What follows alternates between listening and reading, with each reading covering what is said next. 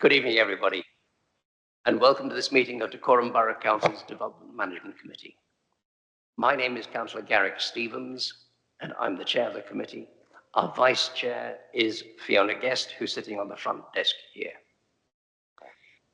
The other members of the committee in attendance at this meeting are, let me just go through the list. We have Councillors Hannell, Madden, Symington, Bromham, and Jankowski. And at the front, we have Councillor Doris, Councillors Riddick, Williams, Durrant, and our vice chair, Fiona Guest. The officers in attendance, we've got Philip Stanley, who's head of development committee. He's in support by Robert Freeman, who's doing 5A and 5B, James Gardner, who's doing item 5C, and Rachel Payne, who's doing item 5D. Adele Stapleton over here is our solicitor, who will keep us on the straight and narrow, and Kay Johnson over here will make sure that we keep to time and take the notes and minutes for us.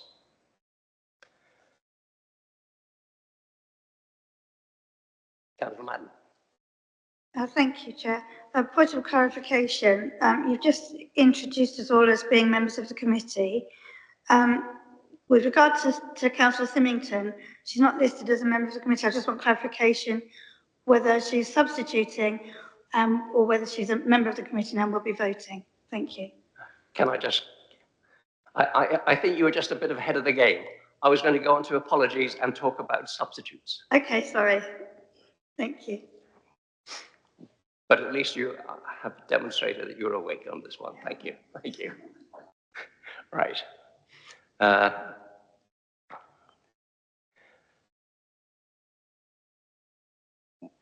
We do have some apologies. One was from Councillor Wyatt Lowe, who's being substituted by Councillor Doris on the front here, and Councillor Symington, who's substituting for Councillor Allen tonight. We're not expecting a fire drill this evening, but if the alarm sounds, please make your way to the ground floor and assemble outside. If the meeting is extended, there may be a comfort break during this meeting at around 9 p.m. Before we start, please mute or turn off your mobile phones. Now, turning to the items on the agenda, we've got a bit of housekeeping to do, the minutes. The first item on the agenda is to approve the minutes of the last meeting, which was on January the 8th. The minutes have been circulated. Are these minutes agreed? Agreed. Thank you. I'll sign them shortly.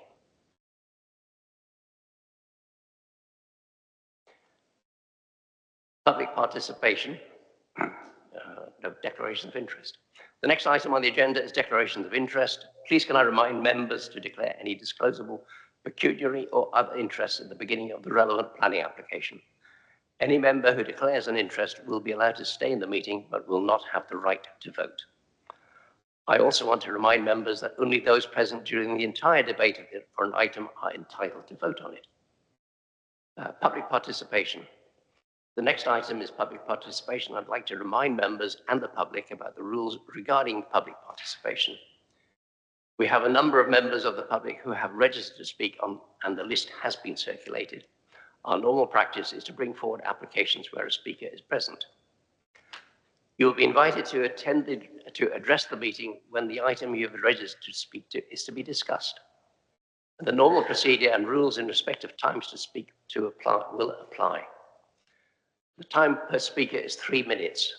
Where more than one person is speaking on a planning application, the shared time is increased from 3 minutes to 5 minutes.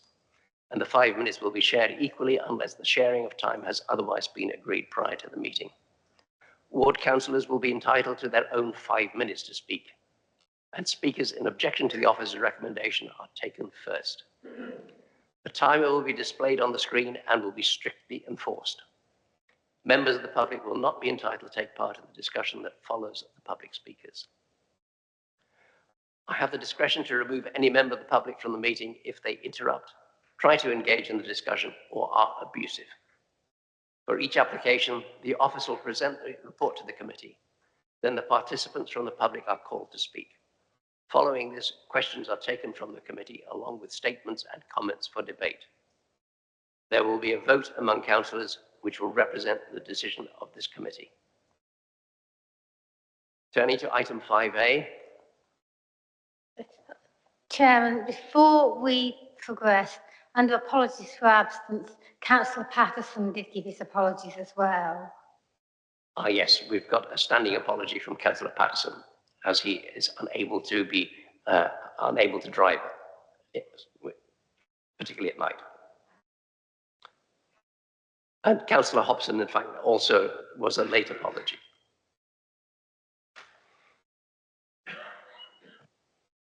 Right, item 5A. 01732, standing of 2 static caravans within the curtilage of existing dwelling house, storage for 2 touring caravans, and works to access a cherry tree lodge. Robert, over to you. Chairman, could I just make, in a previous role as the county councillor for the area that Old Watling Street sits in, I'm very aware of Old Watling Street, but I come to this with an open mind, and I've not discussed this with people. And that applies to 5A and 5B.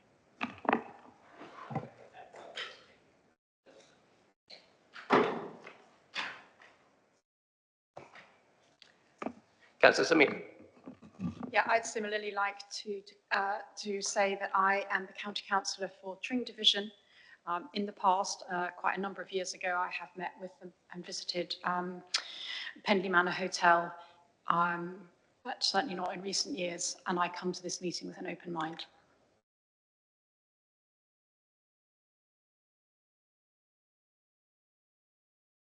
Robert, over to you on 5A. Thank you, Chair. Good evening, everyone.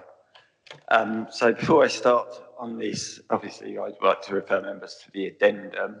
Obviously, there's been a number of comments on there regarding procedural matters, and to highlight to members of the committee that the application under 5A is actually a full application. It has been subject to a full application form now and the required planning fee, so it is a valid planning application. Our view is the changes identified in the application form do not materially affect the consideration of this case, and indeed the officer report quite clearly sets out that we've considered it on the basis of there being 2 new gypsy and traveller pitches to site A, item 5A. Want to also add condition, additional bullet points, condition 3 on both items 5A and 5B. This is to cover details of exterior lighting under a new bullet point G, and that will obviously subsequently change the bullet points listed in the implementation of that condition as well to include a bullet point G there too. So that's the kind of opening procedural points. So the proposed applications before you tonight will deal with both 5A and 5B, which would comprise the delivery of 5 gypsy and traveller pitches across 2 sites, adjoining sites. Item 5A seeks permission for 2 pitches on land occupied by Cherry Tree Lodge, whereas item 5B seeks permission for a further 3 pitches. These sites would both utilise an existing access from Old Watling Street, taking the form of a bell-mouth junction with fencing perpendicular to the highway and gates at the entrance. The site at Cherry Tree Lodge has an extensive planning history, and prior to the purchase by the applicant, Mr. Cash had been subject to previous planning enforcement investigations and notices. So if we can move through some slides. So this is the application site covered by 5A, land to the west of that is covered by item 5B, including the field that is shown between Watling, Girth and the application site. The site itself is sandwiched between Old Watling Street and the A5, 183, and is immediately adjacent to the Lantern Commercial Business Park.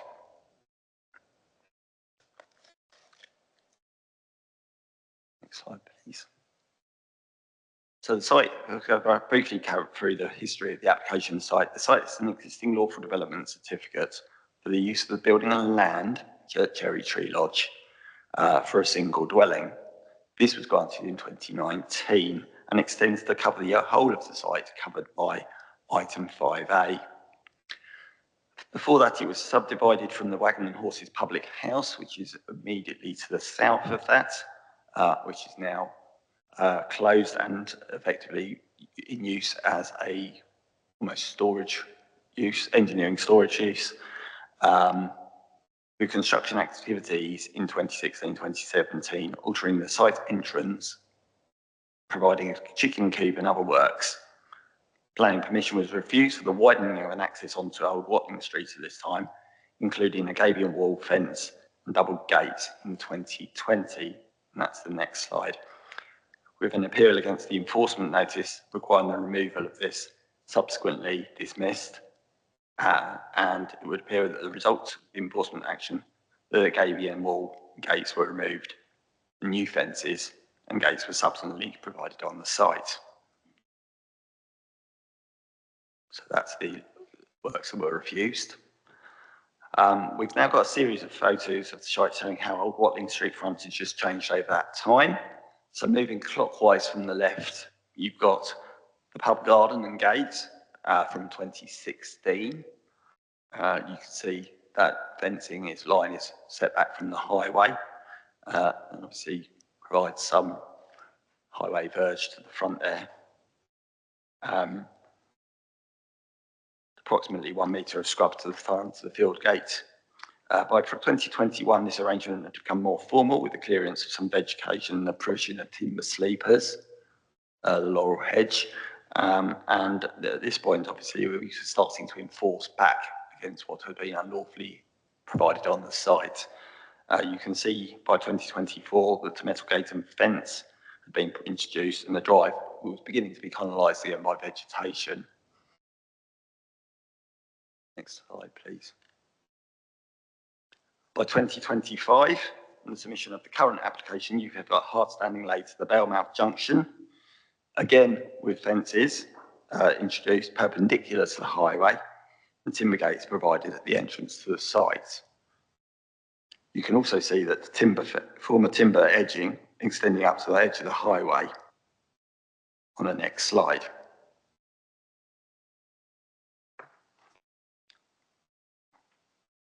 From the entrance, you can see that there is good visibility to the west on the right-hand side there. On the left-hand side there. You can't quite make out the 30-mile-an-hour speed limit sign, or at least I can't from where I am. Someone might be able to, but about halfway along where you can see there's a 30-mile-an-hour speed limit sign in that direction. There is also good visibility to the east on the right-hand side and towards the M1. Over to the west of the entrance, you can see, as I say, you can see the 30-mile-an-hour sign on that picture. Next slide. So the next slide is photo is provided by objectors to the scheme. You can see that hard standing on the site has progressively been added over the entirety of the site covered by 5A, and extending down to the A5183. Now, to provide some history on that, the council did previously enforce an access onto the A5183 and had that removed through enforcement action, resulting in the closure of that road and subsequent reinstatement of land. But particularly on the far right and bottom right side, you can see that that drive has started to reappear on the application site. And as such, the application submitted under A&B does not extend to the land, and conditions have been added to remove that area of hard standing. Again, we do not want to see that drive access road onto the A5183 reintroduced at this stage in proceedings or at any time in the near future. So the top slides there you can see have effectively ended up covering the site in hard standing all the way across into area 5B. It probably extends even slightly further than the bottom right-hand corner on that picture, where the ground is bare, it started to encroach on that area as well. Next slide, please. So the proposed layout for 5A would indicate that there will be a provision of 2 static caravans and 2 touring caravans on the Cherry Tree Lodge site and within the residential curtilage of that Cherry Tree Lodge dwelling. As can be seen in the slide, the caravan on the north boundary, as can be seen in the next slide, the caravan on the northern boundary to it, that's a photo of the caravans themselves, so it's just the elevational treatment. So the following slide, you'll see that one caravan has already been sited on the northern boundary in the position that was indicated on the layout plan. And obviously there's the hard standing area there and the gates and entrance to the application site. Item 5A only really extends to the gate nearest to that caravan and across down towards the south of the site, whereas item 5B covers the remaining proportion of that land. I might well move on to 5B because it probably makes sense to present. Do that.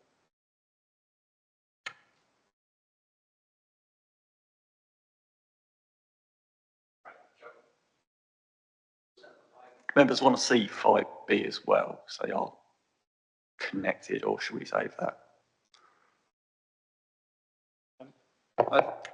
So I think obviously there will be some similar slides for 5B, but I think the approach would be to consider 5A first, and then if there are any repetition slides, then obviously they will be dealt with very quickly in the second presentation. So, James, can you actually skip through 5B? Well, 5B's got a slide at the end with the key points for members to consider. Oh, okay. But one more slide. So, I was just going to say, when we've had related applications like this before, we've heard them both together, but we've voted separately when it comes to that section. I think it makes sense to go through the slides for 5B. I know we discussed it before and we slightly different views. We'll carry on 5B. So 5B obviously is immediately adjoining the Cherry Tree Lodge site and includes the access, as you've seen on the previous slides. It's within the same ownership as the application site, 5A, and obviously there is the additional land to the west, shown in blue, which also is owned by the applicants. On 5B, you've got the provision of 3 static caravans parallel to that road. The site would then be enclosed by a hedge and biodiversity improvements would be undertaken in the land further to the west. And as I mentioned earlier, there is obviously that hard standing area that's not within the application site to the south there and immediately adjacent to the wagon horses, which is further hard standing at the moment, and we will seek to have that removed. Moving on to the photos of the site. So on the top left-hand side there, you've got 2 caravans that have been placed on the site, and you'll note that they're not actually in the position of the submitted plans. We are being asked to consider obviously the location of the caravans as shown on the site location plan. Moving around to that, you can see where the edge of the hard standing has been laid and down towards the A5183 and the field beyond that with the nearest neighbouring property, Watling, Girth, at the far end of that field. So it's quite a substantial distance away. And again, a couple of more photos. So moving around again, so you're facing the A5, 183, even on the left-hand side. So you've got that driveway as it extends down towards the A5, 183. And on the right-hand side, you've got that slide again showing back across the site from 5B towards the caravans on site 5A.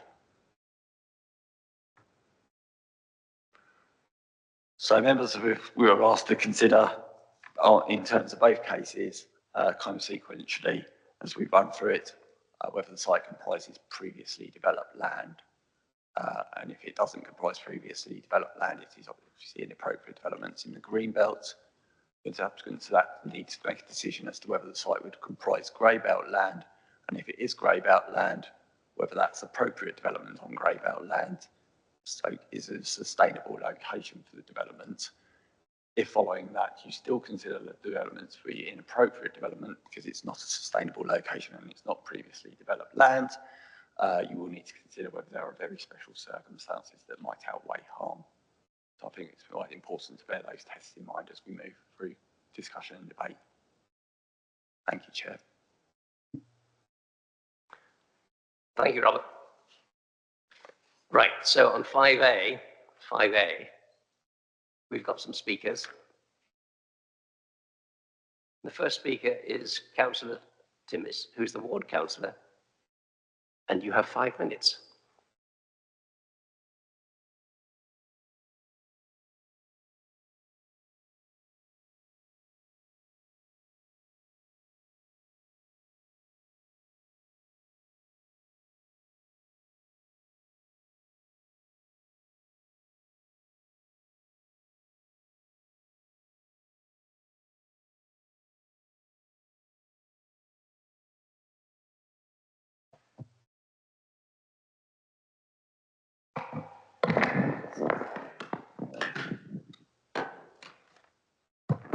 Thank you.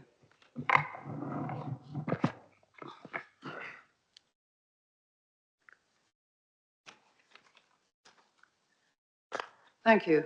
Good evening. I'm the Borough Councillor for Watling Ward, and I'm objecting to this application in support of Flamstead Parish Council and on behalf of a number of local residents who, it appears, do not have the same weight of rights as the traveller and gypsy community are awarded.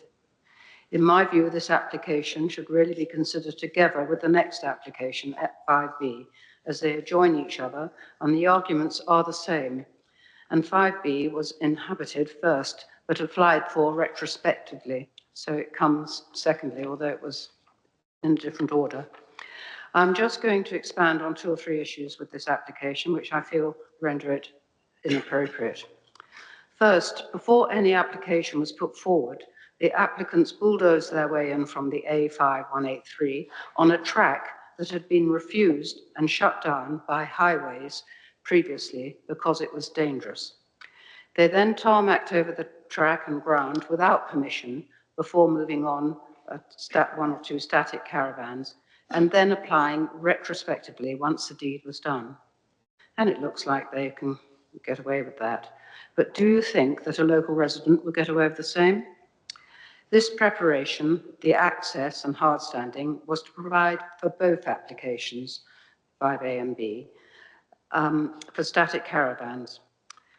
Please note that this initial manoeuvre was performed before the fire at Redbourne Traveller site. I recognise that a family from Redbourne has now been accommodated on this site. Secondly, the need for Traveller site. In the 24-25 new local plan, it identified sites in new developments as needing 20 pitches, which were incorporated in the plan. However, according to the planning officer, and in this application, suddenly there's a total need for 71 pitches in Decorum, plus a further 14 with the amended definition of travellers. This comes from the council's own gypsy and traveller accommodation assessment, but I can find no proper evidence of how this extra number of 51 is calculated. In the government policy for traveller sites, it states that local planning authorities should set pitch targets which address local needs in collaboration with neighbouring local planning authorities. In this case, that's Central Beds and St Albans. However, Central Beds apparently declined to provide details of traveller sites along the A5183, just over the border from Marquee. But I managed to talk to Councillor Kevin Collins of Central Beds, and I can now reveal the provision of traveller sites within this area of Marquee at Flamstead of about 4 miles. There are 4 existing travelling sites between Marquee and Dunstable, which is under 3.5 miles, one of which divides up into 3 areas with different families, which have not been taken into account. Then there are smaller sites at Slip End. That represents a large number of sites in this immediate area alone. The new definition of travellers includes those of nomadic culture. However, this application, as with others, is for static caravans. Traveller sites have also sprung up in Berkhamsted and Kings Langley, unplanned. So have those sites also been taken into account? Thirdly, considerations, which is on page 7, that were taken into account. And under this heading, the key considerations do not mention consideration of local residents, many of whom were fearful to put their names to any objection. There's been no involvement of Old Watling Street residents or reassurances from the planning officer, traveller sites at both ends of the road, and in addition, there is a hotel currently housing approximately 125 immigrants, all young men awaiting a Home Office decision. This is not relevant to this traveller site application on its own, but I think it should be taken in the context of the impact on existing residents of Old Watling Street. Lastly, the green belt policy has been adjusted to become grey belt to fit the requirements, in my view, of the planning application. Finally, therefore, for the reasons of unevidenced need and impact on local residents and the redefining of Greenbelt, I ask you to consider rejecting this application. Thank you. Thank you, Councillor Smith. Now, Councillor Pither, Parish Councillor, you have 3 minutes, sir. Thank you. Good evening. I speak as chairman of Flamstead Parish Council, in whose parish this site is located. It's very challenging to summarise the arguments in opposition to this application in the 3 minutes allocated in comparison to the 28 pages offered up by the planning consultant, but I will try to cover the most salient points. What I want to question is why the planning officer pays scant attention to all the detailed and well-informed objections raised by consultants and neighbours and merely endorses his own opinion that permission should be granted. Is this through fear, coercion, or does it reflect some other form of relationship with the applicant? It certainly does not represent a democratic process. There is a lot of mention of the now abandoned site of Meadow in Redbourne, which the applicants have a relationship to and should be near. This site is not in decorum, so why should it be decorum's responsibility to replace it? In his comments on location and quoting NPPF guidelines, the officer refers to a sustainable location with limited need to travel. How does this marry up to the concept of the applicants being travellers? The application is for static caravans, but the policy guidelines are for travellers. How do the words static and travel go together?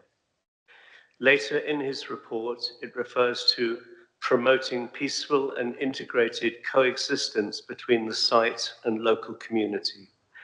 Even a hasty read of all the documents produced in opposition to this application will convince the reader this is not a possibility.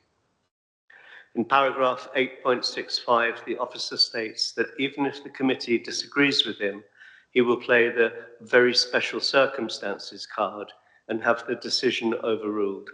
Again, this is hardly a democratic solution.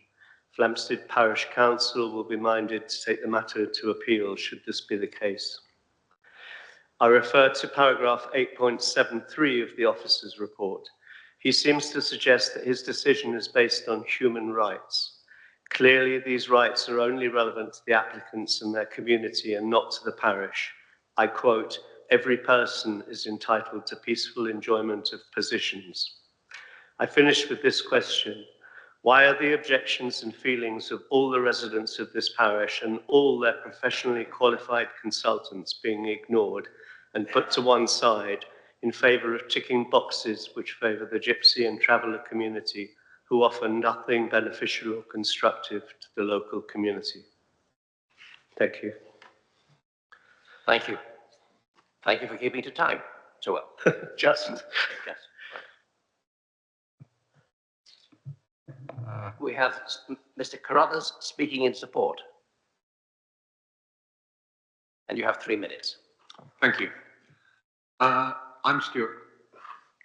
I am.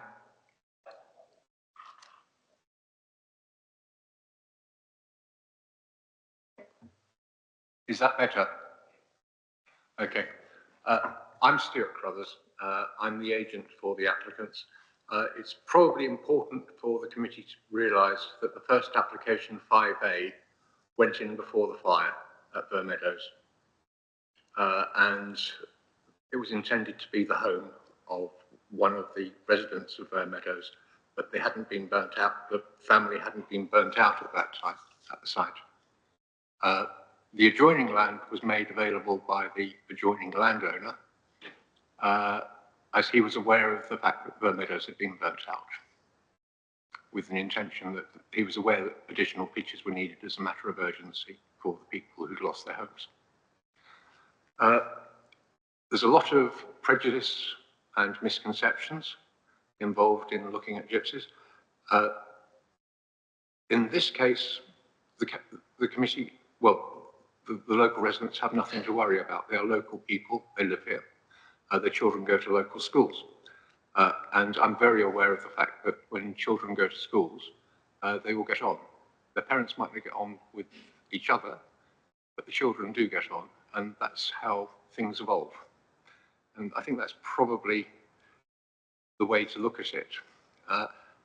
Now, I'm unable to understand why they're not viewed as travellers. They've all got touring caravans. The touring caravans don't have to be moved. They're all being stored on site. They all pursue the travelling lifestyle. And they qualify underneath that. The land, certainly in 5A, was definitely grey belt. And the reason we put in an application as a householder was that they purchased a valid house. And it's perfectly lawful to go and position caravans within the curtilage of a house. And any householder can do that. Comes again to an issue as to whether or not a gypsy has a right to do it. I have one question about the designated sites and the SANG and the SAM payments. Are they only due for designated sites by the Secretary of State, or is it for something different? Which hopefully the officers will be able to answer. And that's it. Thank you very much. We have no problems with the officer's report. It seems quite fair. And you have a criteria-based policy.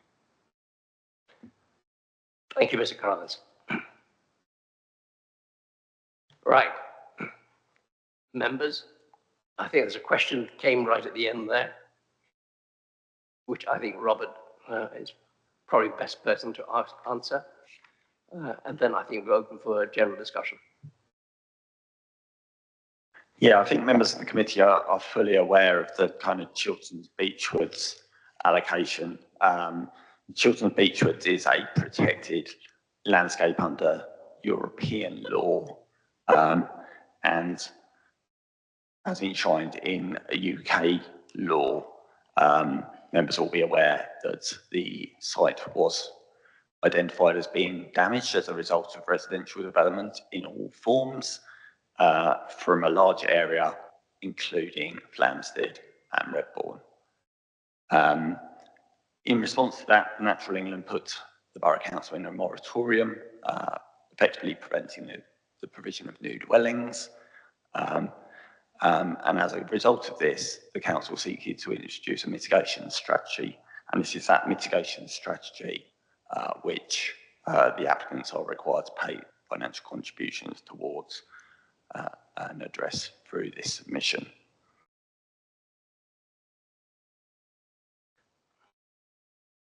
Thank you, Robert. Right. Members? Comments? Who wants to speak first? Oh, Councillor Martin, thank you. Thank you.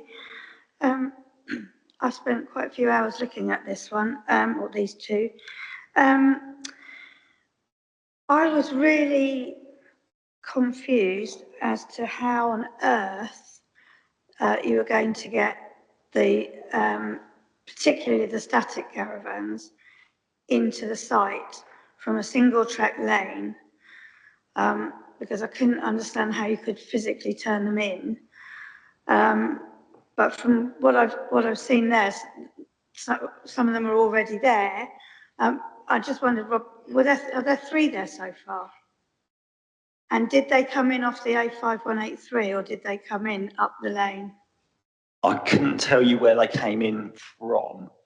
There are certainly, three static. There were certainly 3 static caravans at the time of my site visit. I believe more caravans were added to that site temporarily and stored there on a temporary basis, but they may well have been moved on since that point. I don't know. That would be one to go back to the local councillors, but certainly at my point of taking pictures, there were 3 on the site. Okay, thanks. Can I just ask a follow-up from that? So I was also confused on the highways report that on 5A, the Highway Authority was recommending refusal, and on 5B, it said it had no objections. I cannot see how that could possibly be different. And I'd like your answer on that, please, because I just can't see how you're going to get caravans in and out of that site unless they're coming in from the A5183, which is not allowed.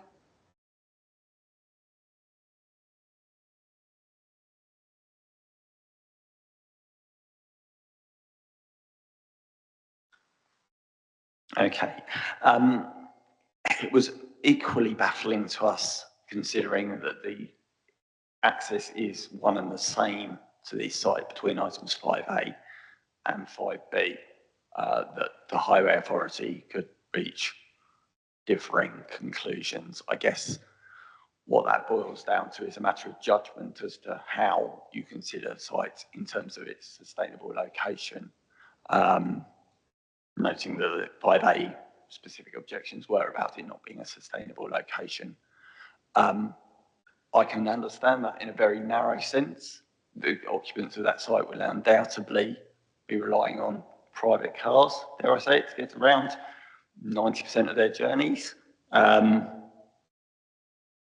in the wider context, and as we've said under the application, when you consider the relationship between the applicants and the nearby villages, the nearby sites, caravan sites, former caravan sites in which they were occupied, and they're embedded in that community, obviously it's better to be closer to that community where they are already embedded than travelling around the country here, there and everywhere to provide educational needs. So on the broader level, socially, I consider it to be the most sustainable location for the applicants. That is not to say under highways, pure highways consideration, you could reach a judgment as to say, well, it's not a sustainable place for them to be. And I think that's the differentiation between the two.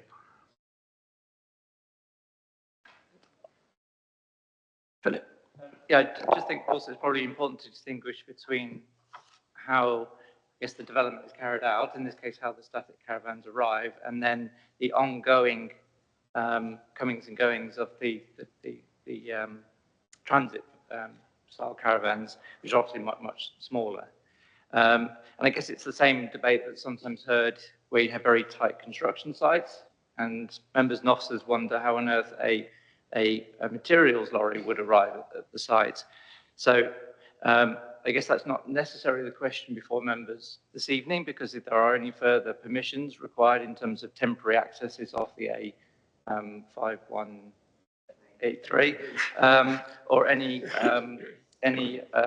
licenses from the Highways Authority in terms of temporary stoppages of that road to allow static vans, and that's a subsequent matter for the applicant to deal with. the question for members is more the ongoing impact once the development is in place. Is it a sustainable location in terms of the movements to and from education, medical facilities? So I think there is a distinction between how things arrive and then the ongoing use of the site. Can I just come back on that, because it's still part of but surely the movements in and out of the site with the travelling caravans should be taken into consideration with the car movements and everything. So I don't see how you can separate those. Yeah, but we don't believe there to be an issue with moving touring caravans into and out of the site. There appears to be adequate visibility and manoeuvrability to undertake that activity. Take the point in terms of the static caravans. I would imagine you'd either need to deliver them on Old Watling Street and crane them into the site. The highway comments do suggest that the road is wide enough to get a delivery vehicle down there, although you wouldn't be able to manoeuvre that into the site, and you would probably take out some of the tree coverage as well whilst you were doing it. Or alternatively, you could have them delivered via the A183 and again manoeuvred into the site under an abnormal kind of load permit. Yeah, so I think that's what we really say on that, is that obviously our opinion is that the touring caravans would have sufficient space to manoeuvre and gain entry to that site. Right, we've got Councillor Guest and then Councillor Doris wishing to speak. Thank you, Chairman. Am I right in thinking that because the government changed the definitions of gypsies and travellers, increasing the specified need for pictures, that the tilted balance will apply in this case? Robert. No, the requirement under grey belt development essentially requires you to demonstrate that there's a need for that activity and that it would be in a sustainable location, amongst other things.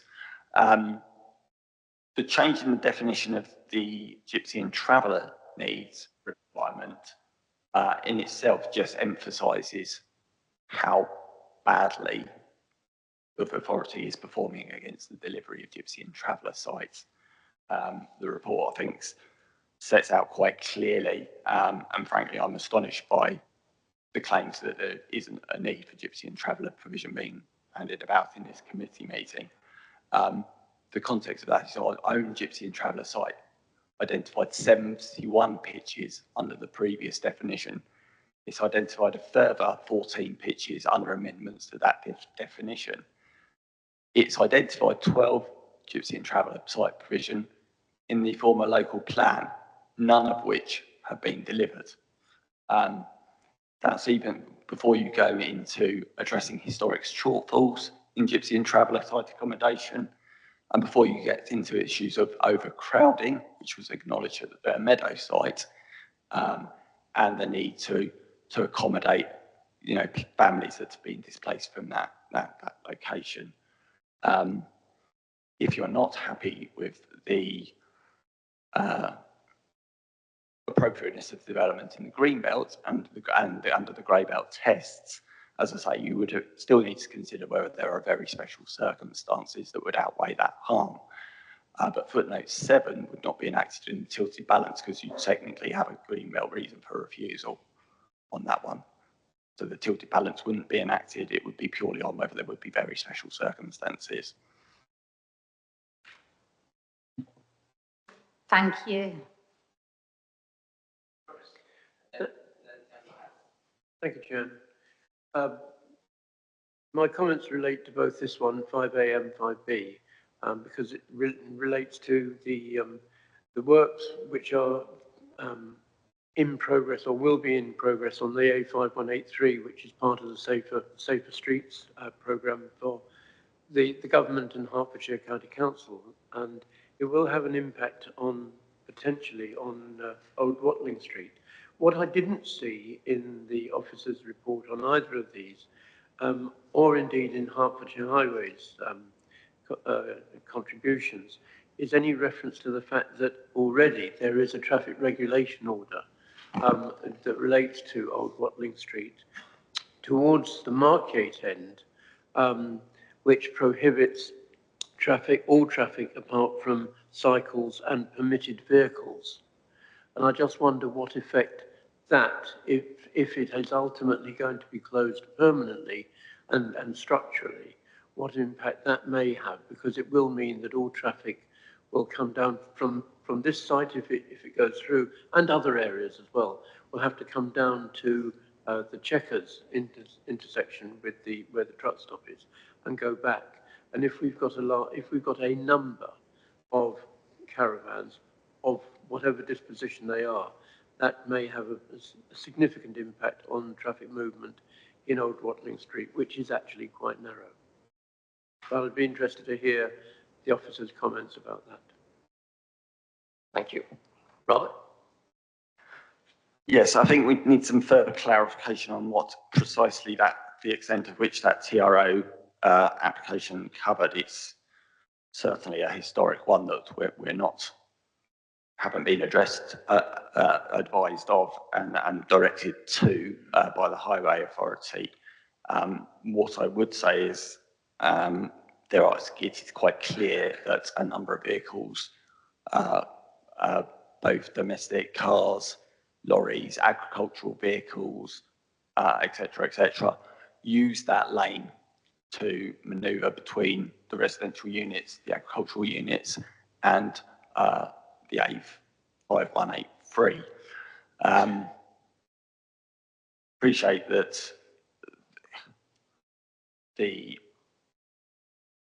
TRO would suggest that all vehicles all needed to have authorised consent to do so, and whether they do, and whether the TRO is still a valid TRO or legitimately able to be enforced, would be the questions that immediately spring to my mind.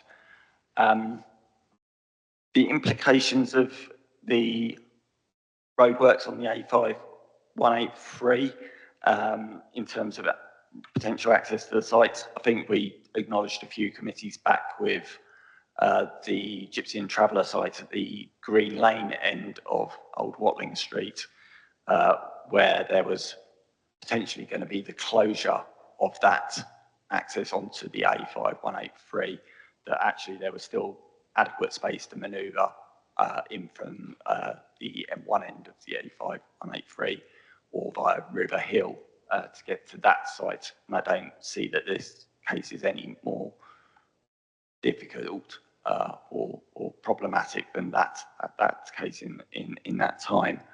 I believe you'd still be able to manoeuvre to a certain extent as a result of that down the Old Watling Street, subject to the old TRO requirements. And I think at this stage, obviously, as far as we're concerned, you can get sufficient access to the site. If they require separate consent by the TRO process and from the as an authorised owner, they will need to obviously look at that with Hertfordshire County Council in terms of any specific permissions that are required. Could I now come back briefly on that? First of all, with regard to the TRO, yes, it is a fairly ancient TRO. I think it's probably about 35 years old, but it is actually reinforced with signage, and indeed it has a gate which has the ability to be locked under the auspices of the TRO. So it is something that we do or will need to be carefully considered. I was anxious in terms of local knowledge to hear the officer refer to River Hill as an almost alternative vehicle route, because anybody who knows River Hill will know that it is extraordinarily narrow. Vehicles park along one side because that's the only place they can park. And there have been various incidents of vehicles hitting those vehicles, and the only way to get past is actually to drive on the pavement all the way, well, the vast majority of the way up. It's certainly absolutely not, and there's been requests, I know, to make that into a closed road, so it's certainly not an alternative route. Or it shouldn't be regarded as an alternative route. Thank you, I think.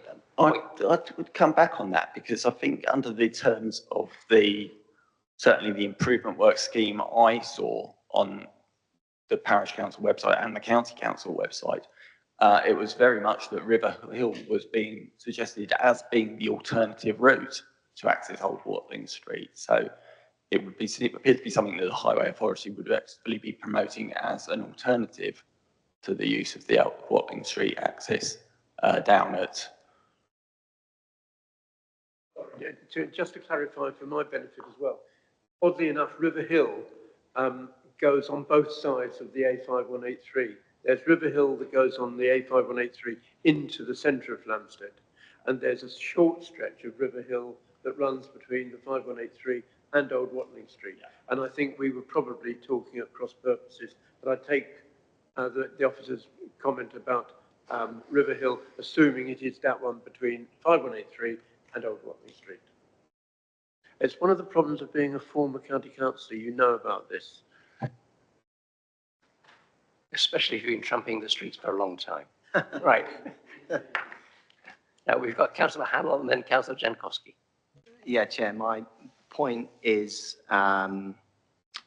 because I made a note of something that was said by Councillor Pither in objection to this application, and that's that he made the point that the officers support the rights of the Gypsy and Traveller community who offer nothing beneficial or constructive to the community. I just want to ask that to live in that parish, the parish of Flamstead, and not be a member of the Gypsy or Traveller community, are you compelled to offer a constructive benefit to the community? My guess would be that you would not be compelled.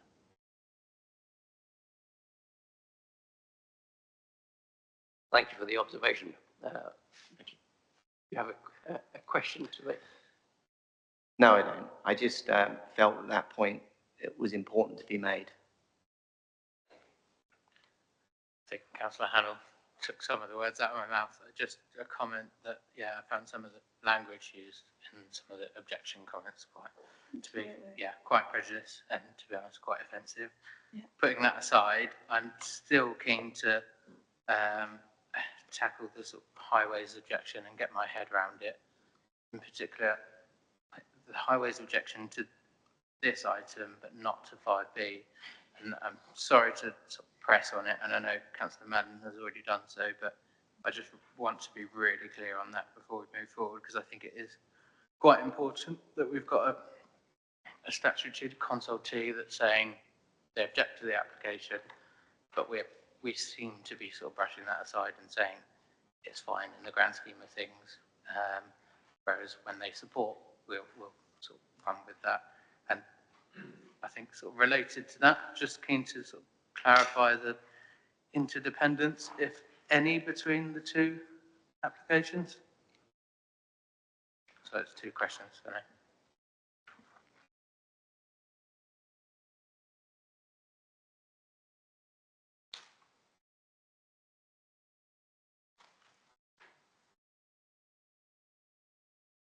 Right, Robert, have you got an answer?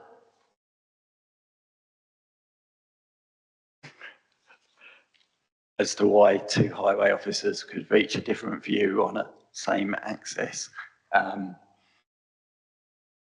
No, I don't understand it. I don't really, haven't really myself got to the bottom of why the two highway authority officers have reached contrary opinions, particularly as regards to manoeuvrability and access into the site. I fully understand in terms of item 5A why the highway authority might object on sustainable location grounds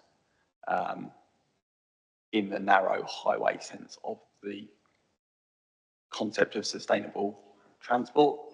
I couldn't disagree with them that it isn't a sustainable location transport-wise for a development to be. Nonetheless, it is in the broader sense and in the sense of PP, the planning policy for travellers, when you consider the environmental, social side of sustainable locations, considered to be the best option available in this location, having regard to other sites, the need for gypsy and traveller provision, and the applicant's relationship with the local community, particularly at Meadow and so forth. Do you want to come back? Yeah, just on, still on the interdependence of the two applications. I'm trying to understand why it hasn't come forward as essentially a single application, because it's just led to essentially confusion, particularly around statutory consultees, where we seem to be getting different views on the sustainability of the location.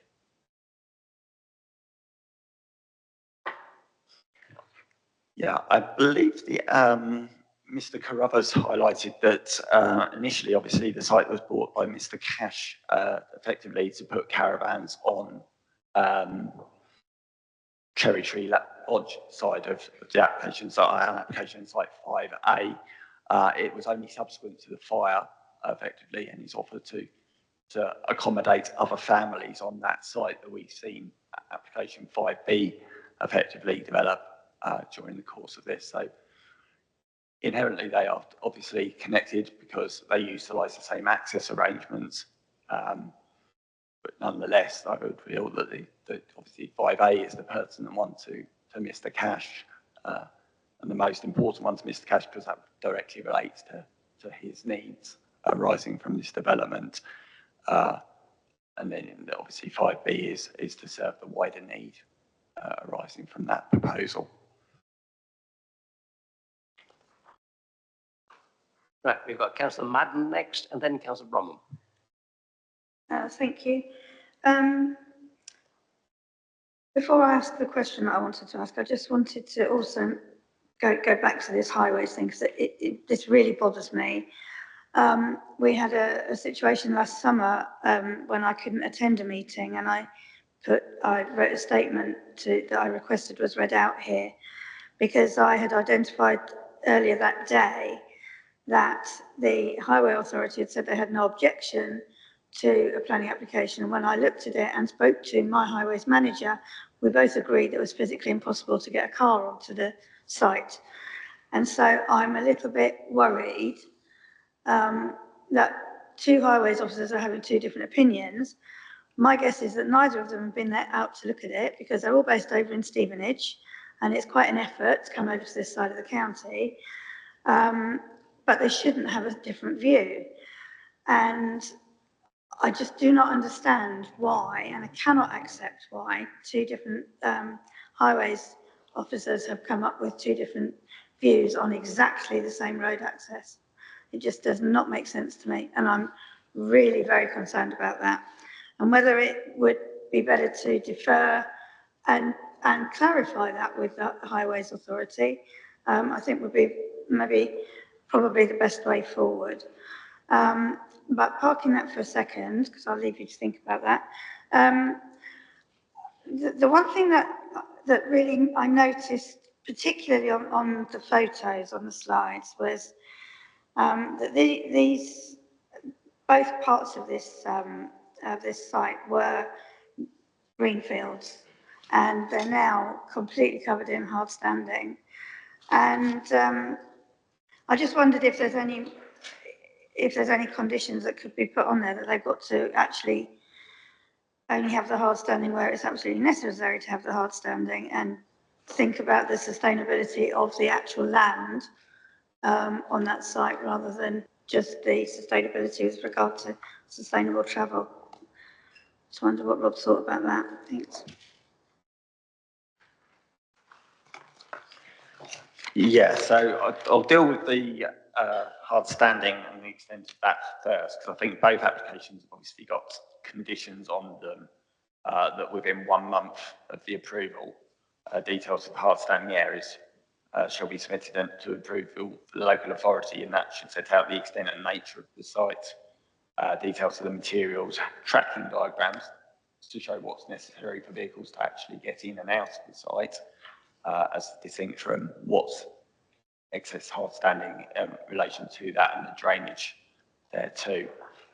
Then that requires within a further 12 months of that decision, either to have undertaken the works to remove hard standing or vacate the site. So I think we've obviously sought to address what we see as essentially the introduction of excessive hard standing across both sites. That condition is replicated on item 5B. The more difficult question to answer is again back at this highways comment. If I may, I'll refer to the highways actual comments in the report for it, and I think we can try and pick through some of these requirements. So the first point on that, they say that it's not a sustainable location for residential development, which, as I've said, through this determination of the application, yes, that's completely accepted from a highways perspective, purely highways perspective, that the site is not a sustainable location. The further comments on that in terms of 5A move on in terms of talking about the access itself onto Old Watling Street. And it's factually correct. It says, at that point in the highway, it is a 60-mile-an-hour speed limit.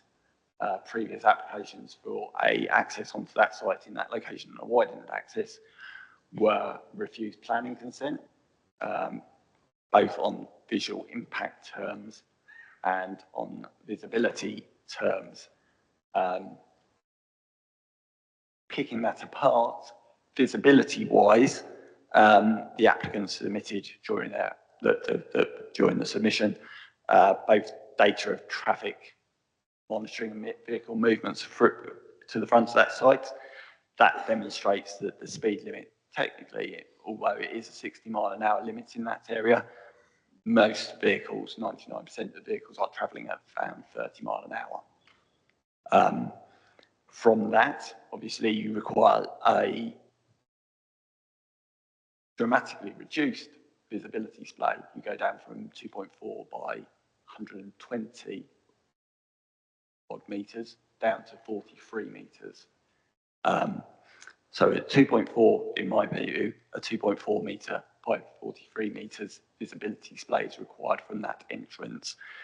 Having been on site, having taken some measurements, I believe that is eminently achievable without causing substantial harm to the trees and hedgerows, which is the further objection raised in the highways comments in relation to 5A. And has led to, obviously, the conclusion that the access way to that site in its current status as widened has sufficient visibility and manoeuvrability for vehicles to enter and exit that site. Tracking diagrams will need to be provided by condition. That gives us a reassurance that that is, evidence that vehicles can enter the site. And we will look at that in due course. But obviously, you've got a wide bellmouth junction there, which is easily achievable in vans, cars, touring caravans. So on that basis, whilst I can see some of the objections raised by the Highway Authority in relation to item 5A can certainly hold weight, I don't agree with the conclusions that it necessarily relates to a refusal of the planning application. That is borne out in the comments on 5B, where the Highway Authority has clearly suggested that there is no objection to that scheme for the same access. So, yeah, I guess my view is that 5B is the correct highway comment, and 5A, obviously in terms of the access works, is the incorrect view. But obviously, the members are welcome to take a view on that themselves. Thank you, Rob. Can I just, I'd like to just apologise to Rob then. I thought I'd read all of it. I obviously missed the conditions, so I do apologise. Councillor Bromham. Yeah, I'm sure we're all very cognizant of the rather disastrous fire at the Traveller site in Redbourne, and I haven't seen any accident report from that, but I presume the root cause was excessive density and having too many caravans on there. So I don't know whether a planning regulation was, either the planning regulation was inadequate or the planning the planning regulation wasn't adhered to. But can we be confident that on this site we have a condition that there will only be 2 sites, each one comprising a static and a mobile caravan? Can we be confident that that will be the limit of the development? We won't end up with another catastrophic situation. Insofar as larger sites would require regulation, effectively, and responsible applicants, any obviously additional caravans on that site would require planning consent, so it would be down to us to enforce on that basis. In terms of Burr Meadow, you are correct in saying that there wasn't or hasn't been reported the reasons for that fire. The BBC News article that I referred to in the section on need suggests that the site was overcrowded and that there were pitches closer together than they should have been, which could have been a contributing factor. The county council have strongly denied that, and I don't think it's pertinent for me to comment on that. So yeah, as I say, further caravans would require planning consent on this site, so we are comfortable that we would enforce if the need arose.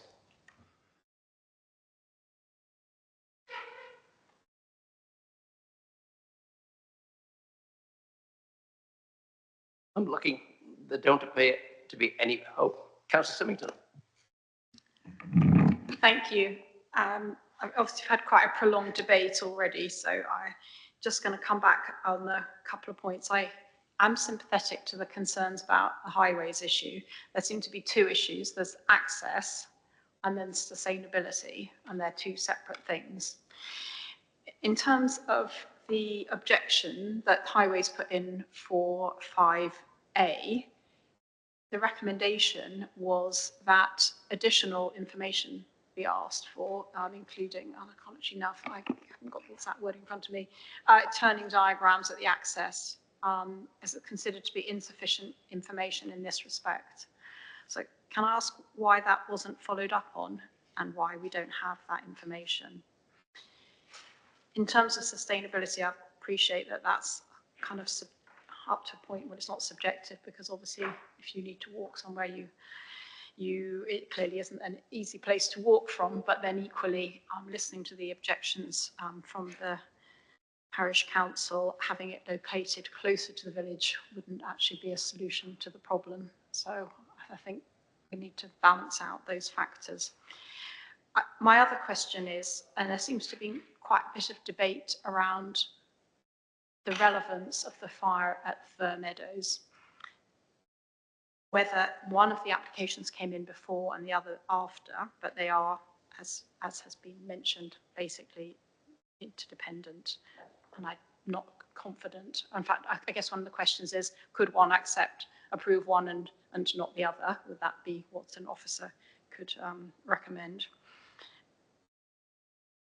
To what extent the fire has sort of preempted what are clearly kind of overcapacity constraints, and that isn't just at Fir Meadows, but I think on other sites in Hemel Hempstead we have overcapacity on traveller sites.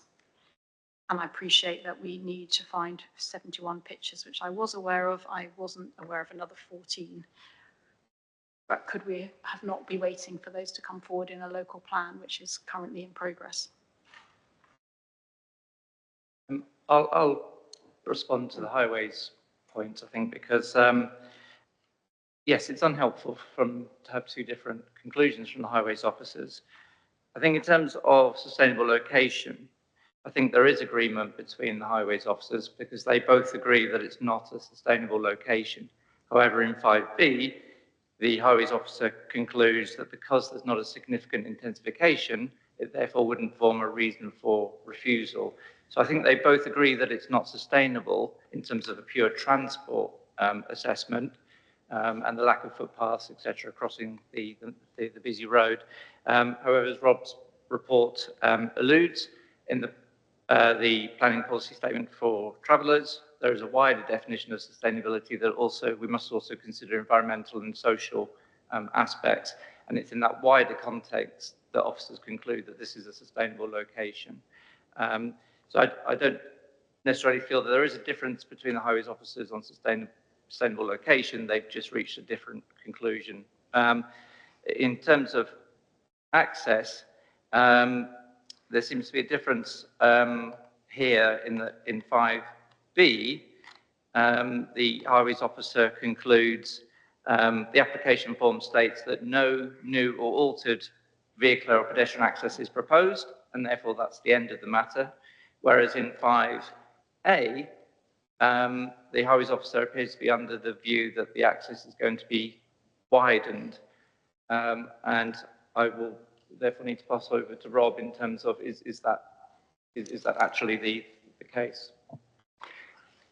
Yeah, the access effectively was widened historically, and obviously through the enforcement investigations as a proposal onto that site. What appears to have occurred is that we have enforced to a position where chicken coops were removed, accesses were closed, hard standing was removed, Columbian walls were removed. We've not enforced against laurel hedging, which was also covered by that notice. And from the historic photos, you can see that obviously the fencing arrangement had changed. The new fence arrangement, the fence perpendicular to the highway, probably doesn't require consent within the auspices of minor operations. You can construct fences, means of enclosures up to 2 metres in height, providing they are not adjoining the highway. The gates, a bit more awkward to say whether they're adjoining the highway or not, whether they require consent themselves. They haven't appeared to alter the bell mouth or the points where its access is the highway. So we are being asked now to consider whether the current access is an acceptable form of access to those sites. And my conclusions obviously are that it does provide an appropriate bell mouth kind of junction to Old Watling Street. That does not appear to encroach on highway verge. It also does not appear to be incapable of providing appropriate visibility displays. So on that basis, whilst it's retrospective, I don't perceive there to be an issue in terms of its approval and its impact on highway safety. And then I may have a chair return to the Councillor Simpson's second question in terms of independence. They have been submitted as two separate planning applications, so members do have two decisions to make this evening. Obviously, if members were to reach a conclusion that 5A was refusable, bearing in mind that the similarities in terms of location, site appearance, it would therefore be difficult to be consistent and reach a different view. However, the reason for refusal may relate specifically to one, and therefore members could reach a different view. I certainly feel that members need to focus on the application before them, the need for gypsy and traveller pitches is well documented. And obviously the pressures arising from the fire at Bear Meadows and potential overcrowding of other sites just further demonstrate that need for provision. But it's the merits of the application before members this evening that need to be determined. Thank you. Thank you, Chair. Could I ask that I think it was the first slide of the second application, which shows the blue outline of the two applications on the same map. Could we bring that back up, please? That's the one. Clearly, we're talking about two here, but I'd like you to vote on one first. And my view is that all applicants are entitled to have their planning application considered under planning law. It shouldn't make any difference on the nature of the application of the applicant.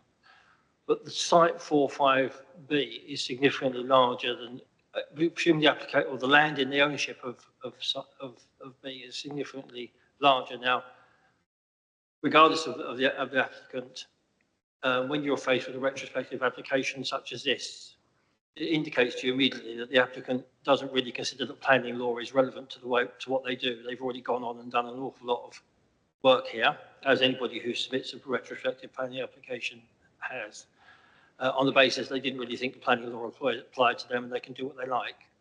And at some point they get hauled up to make an application to try and legalise work they've already carried out without the benefit of permission.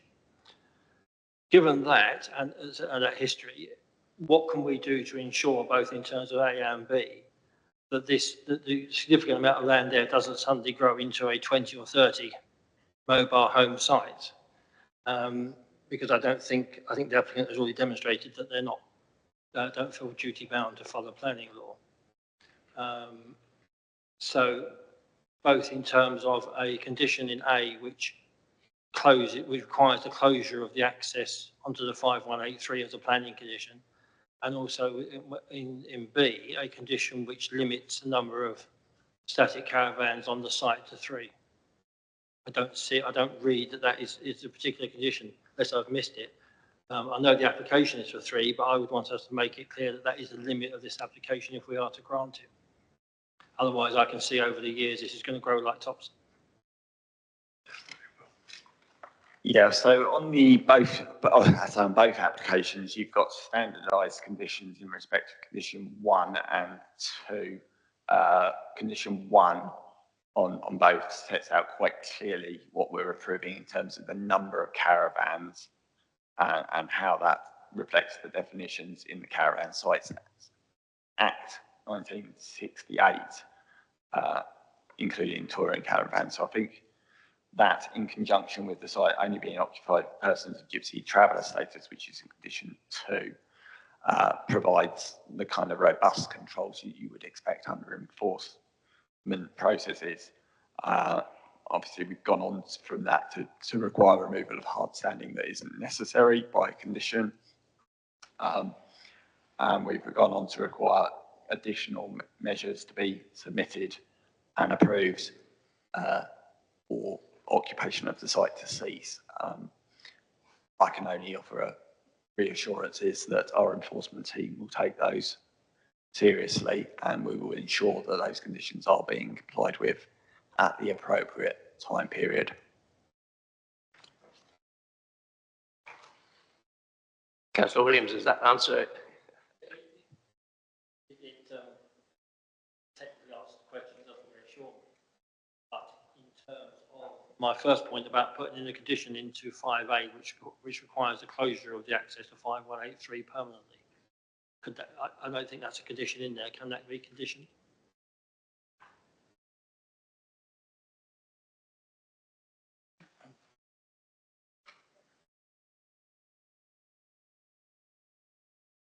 This is the River Hill thing.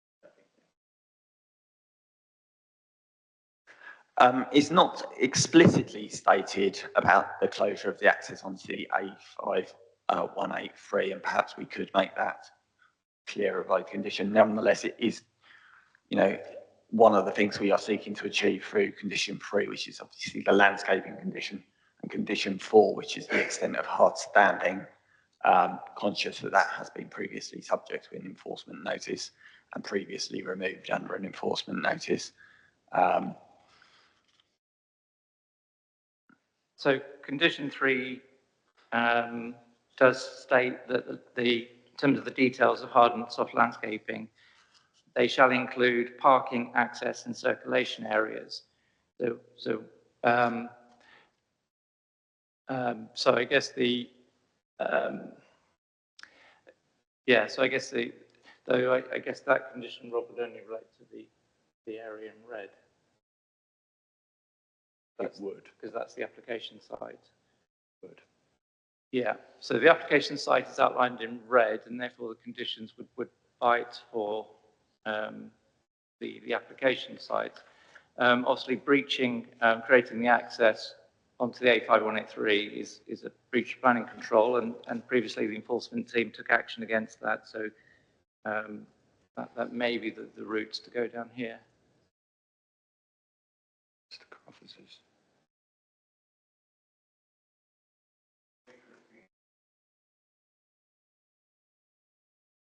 It's just the enforcement officer has been very clear.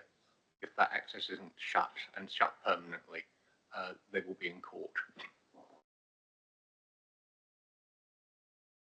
Robert, we've had a discussion on this before. Relying on enforcement, or do we make it more robust? I think is the question that Councillor Williams is after.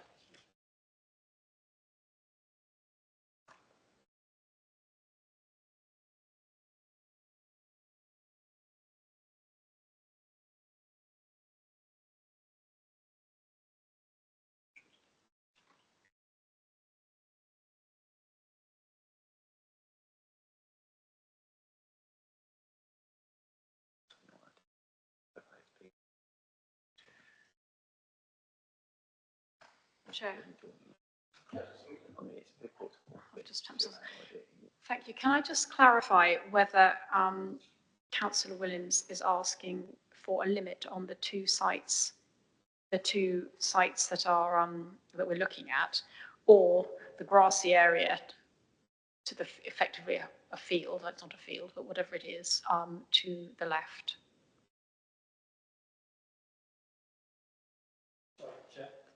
It's a the application for 5B, which is for 3, and backs onto the land, the larger site in the applicant's ownership.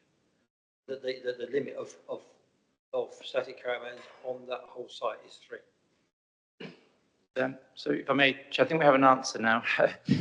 So the difficulty, I think with the red outline is that the details of the hard and soft landscaping condition would typically apply to the area within the red outline. But we are able to impose an additional condition because we know that the land in blue is within the control of the applicant. So we could do an additional condition stating that access on the A5183 shall be closed. This might not be the technical term, but closed robustly. Permanently. It's currently one way anyway. We don't want to be able to access the site off the 5183, basically. Right. Councillor Doris, you're next on the queue. Yes, where was I now?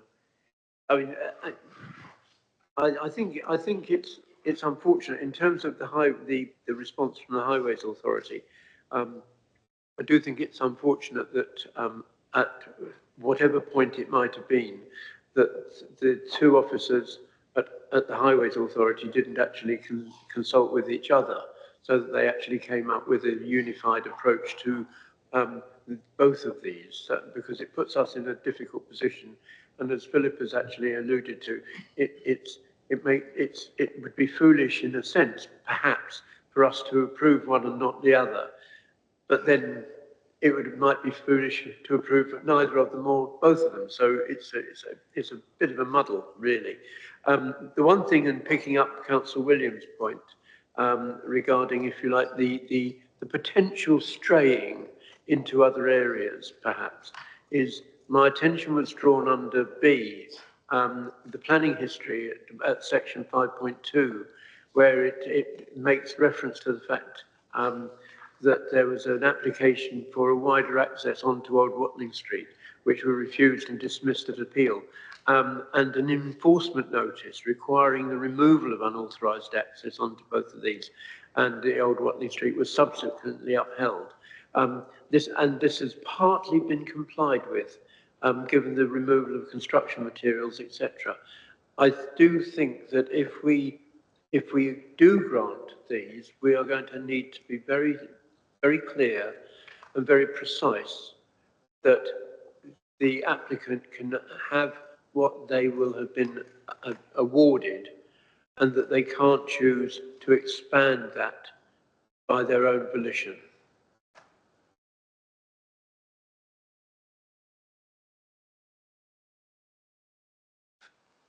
Philip, Robert, I think that the condition is quite clear. On the B site, it's for three pitches with the static and the travel, the mobile caravans, so 6 altogether. I know what's on the condition. I'm interested in what might be on the field.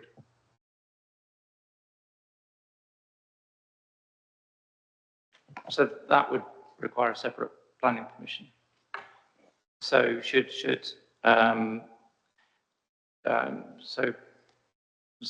one would expect a planning application in advance of any works on that field.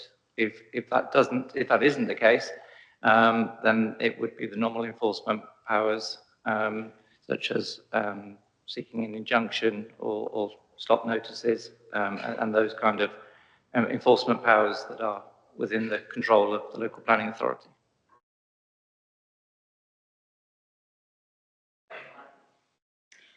Thank you. On that point, can I just clarify with Rob and Philip that that big field in the blue, are there any dwellings or any buildings on there at all at the moment? I don't think there were from the aerial view that we looked at. Because I'm just curious to know whether that could be claimed as grey belt or whether that is very clearly green belt. Thank you.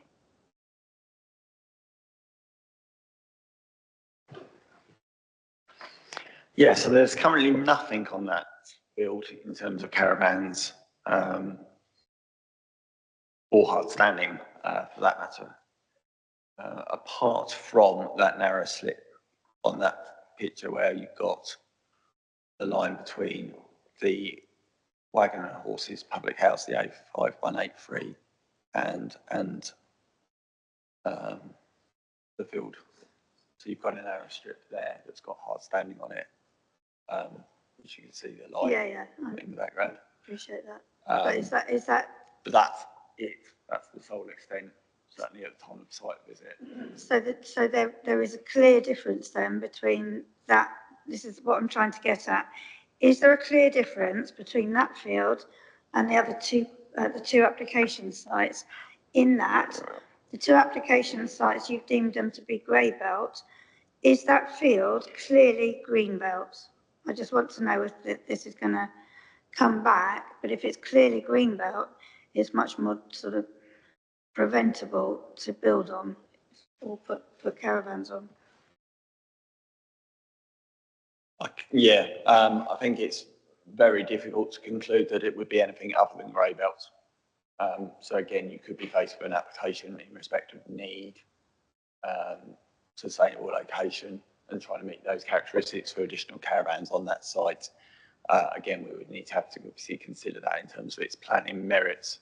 But I take the point that there is a risk that that is grey belt land as well, and could also be subject to the further applications.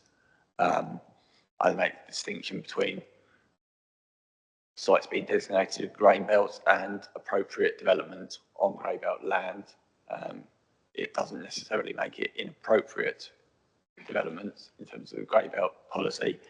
But obviously you do need to meet those criteria as well in terms of paragraph 155 of the MPPF. So just because the site is grey belt doesn't necessarily automatically follow through that it should be developed. And I guess fundamentally, the fact that an application may be submitted for development on that wider blue piece of land is not a consideration in terms of the acceptability of the applications before members and this evening.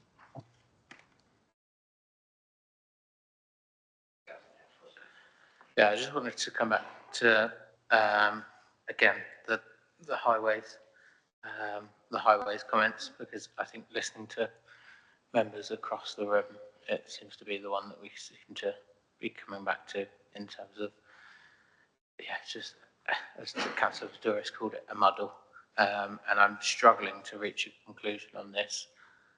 And I'm completely loath to do this, and especially given the length of debate. But yeah, I'm minded to put forward a motion that we defer this and this item 5B until such time that we can get more clarification and a more joined-up approach from highways as a statutory consultee. I think particularly given Rob's comments around item 5A, which is the one that has the highways objection, being the one where the applicant has, you know, the interest in the need, as it were.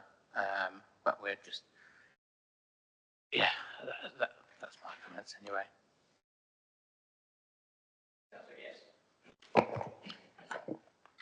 Thank you, Chairman.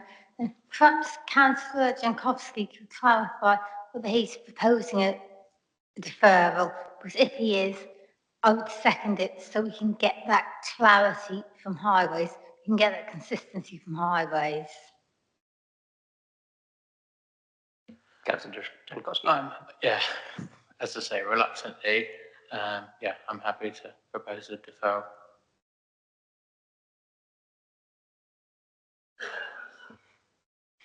Philip. I guess my only comment, we've talked about the highways having two separate points, sustainable location and access. We've already discussed how the highways officers both reached the same conclusion in terms of sustainable location. They both said that it wasn't in pure transport terms, but they then just reached a different conclusions on that. And I would consider that there is sufficient information before members to make a decision on to whether you view it to be in a sustainable location or not this evening. And I think then that leaves us with the question of access. And there did appear to be a difference where one highways officer said that there was no change to access, and the second highway officer said that it was going to be widened. Again,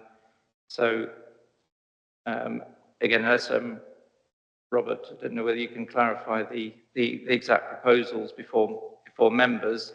Yeah, what I would say in terms of the widening of the access, the concerns coming through from the Highway Authority were that that would have an unacceptable impact on the visual appearance of Old Watling Street.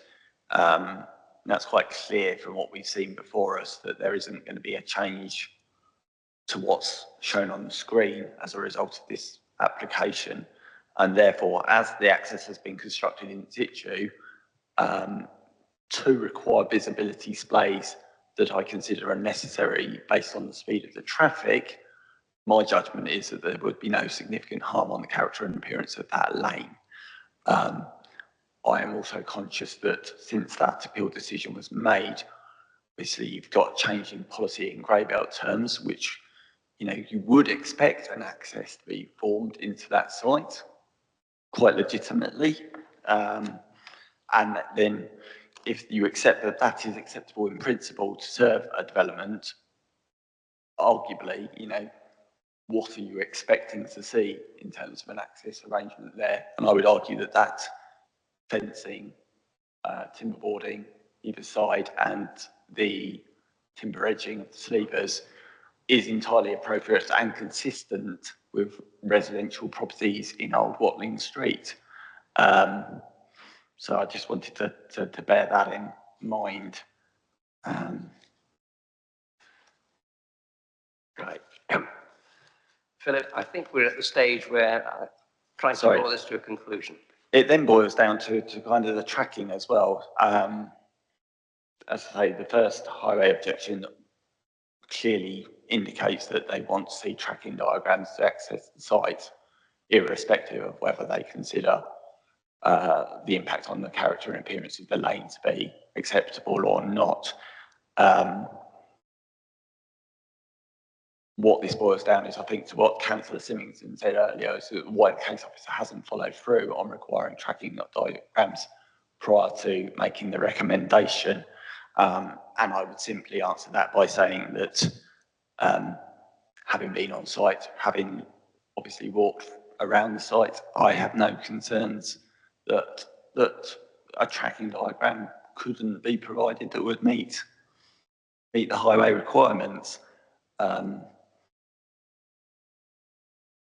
And that is, as I say, the observation that would be made in respect of that matter. So I don't think it's necessary to have a tracking diagram to demonstrate that you could get a car in there and a touring caravan, because quite clearly you can from the activities that have already undertaken on that site.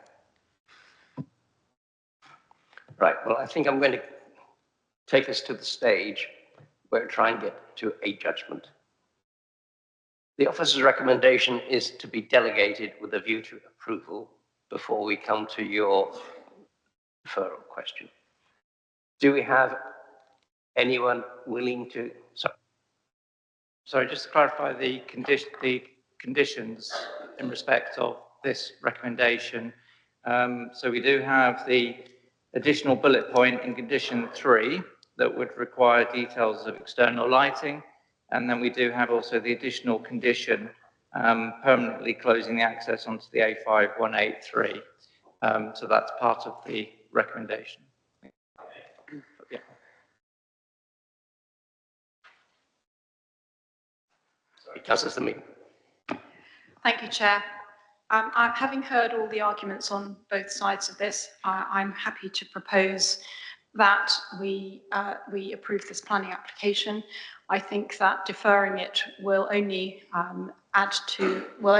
secure a more robust decision from Herts County Council confirming their second submission, which is on the balance.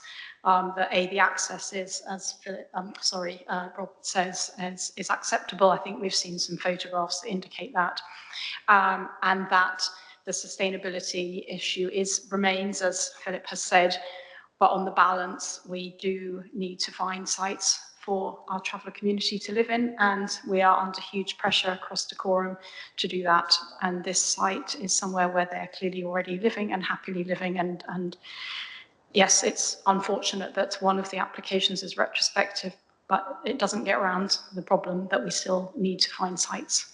And this site is, in many other ways, is quite suitable, as I said, and if the community are happy to live there, which they clearly are, then I think we should support it.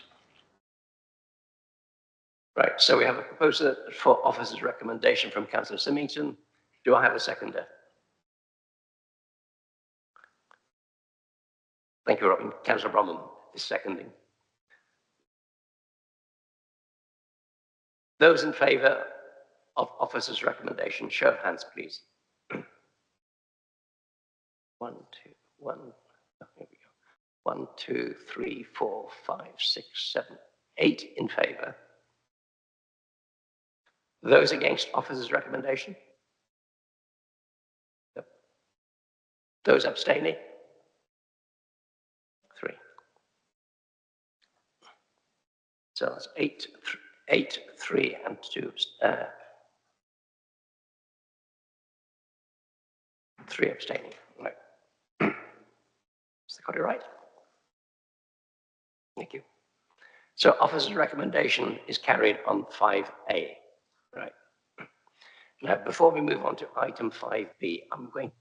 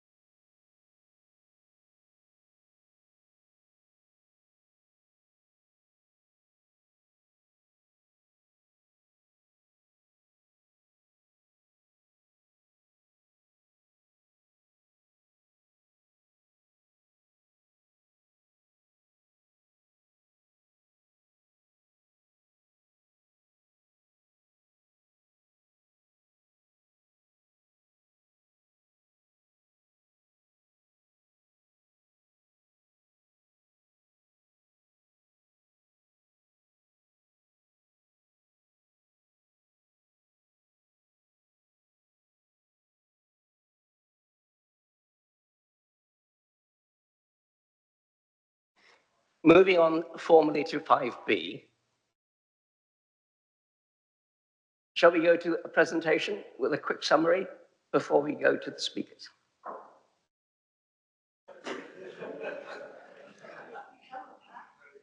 You've done that. You're happy with that? Okay.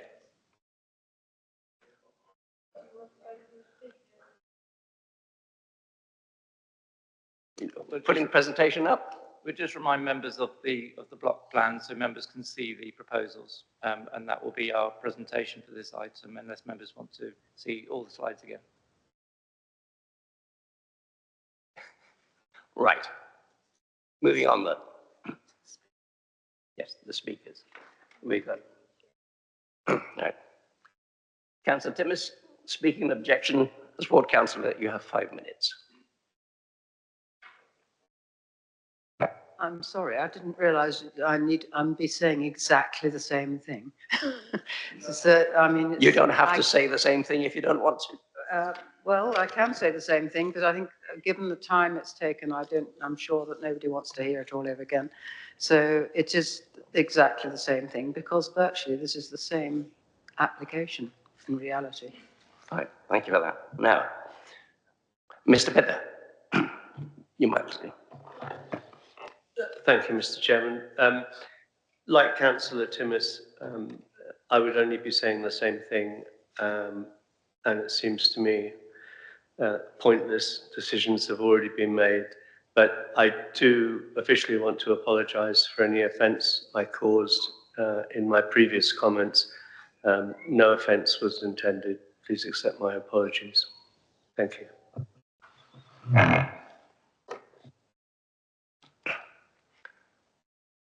Right, members. We're halfway through the discussion before. Mr. Caravans, do you want to say anything? Very little.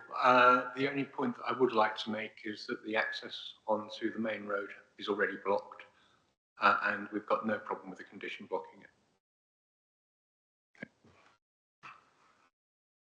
it. Oh.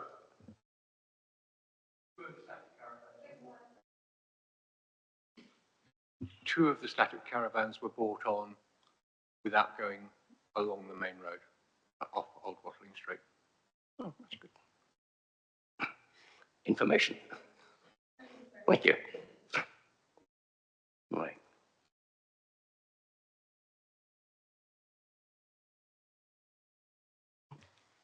Over to you. Oh, I've got I've got Councillor Symington first. I've got Councillor Williams next.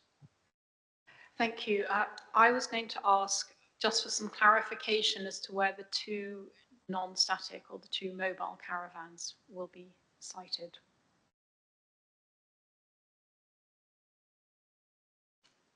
They're the blue bobs, aren't they?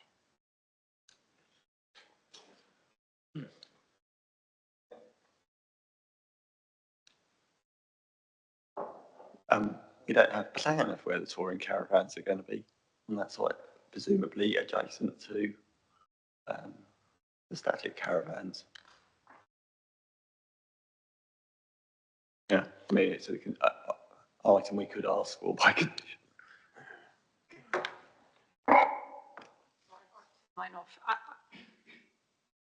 I mean, I'm sure there's room for them, but they're not marked on there, and I don't know whether there's any possibility to have a condition around limiting it just to those two if they're coming and going. There could be reasons for there to be more than two on the basis that they haven't quite moved on before the next travelling one arrives. Yeah, the condition, again, regarding the level of occupancy and the number of caravans is replicated in this report of condition. Thank you. One, so that's a couple.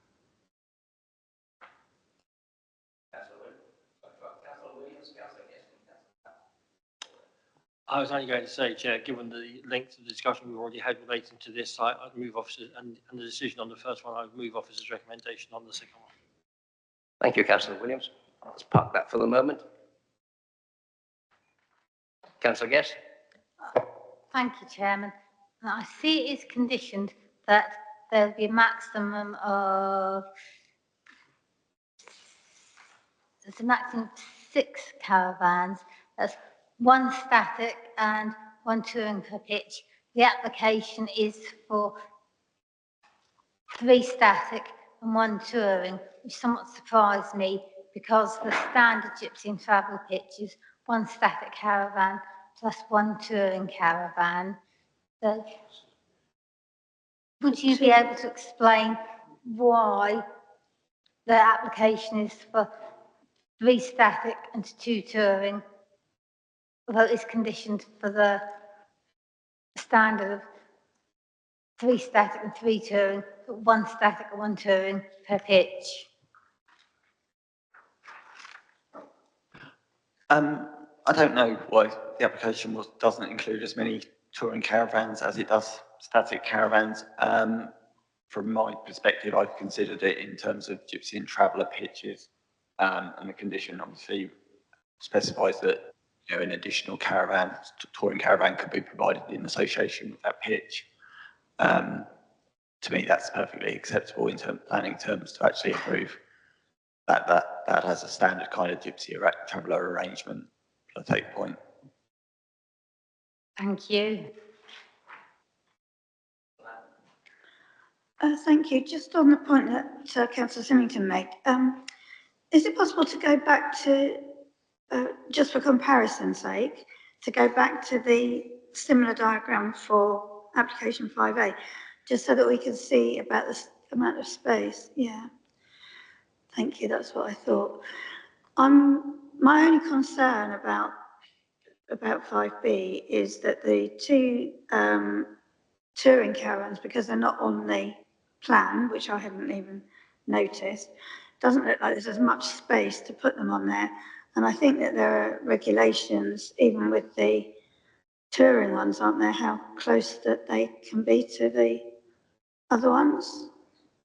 I just want to be sure that there's enough space between them, because what we don't want is touring caravans squeezed in between those static caravans and the whole lot going up in flames.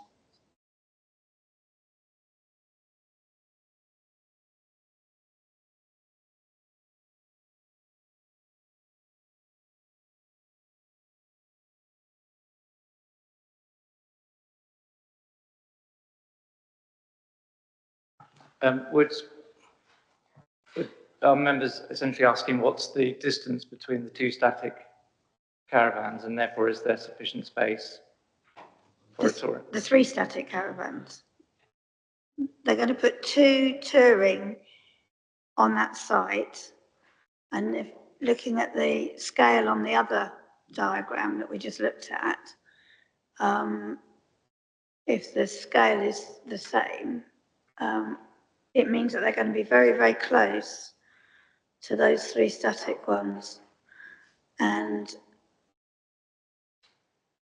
I thought that even if the touring ones are not actually being lived in at the time, I thought that they still would have to be a certain distance away, because they'll still have all the same fire risks and things on them.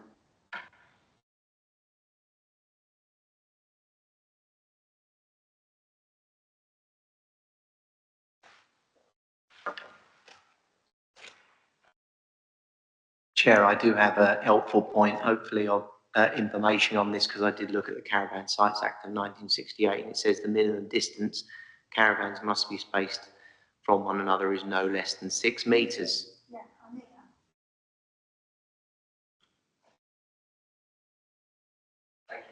that. But the question there is that if the touring caravans are being used as storage, does it still have the same regulation? That's my point, really. I would have thought it did.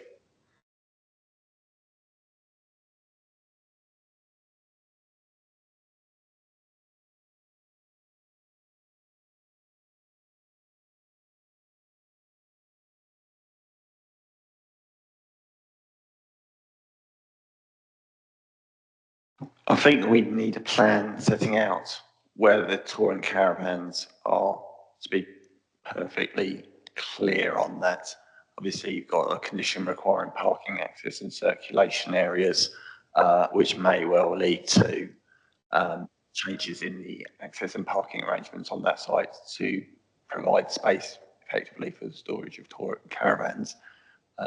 Clearly, you've got parking spaces shown as 2 per unit on that layout plan, which I imagine could easily be accommodated between the caravans, and the Tory caravans themselves could be located on the eastern side boundary. But I think it's a point that needs clarifying by condition. I think it definitely does, because we can't risk having touring caravans squeezed in between there. It's too big a risk, too big a fire risk.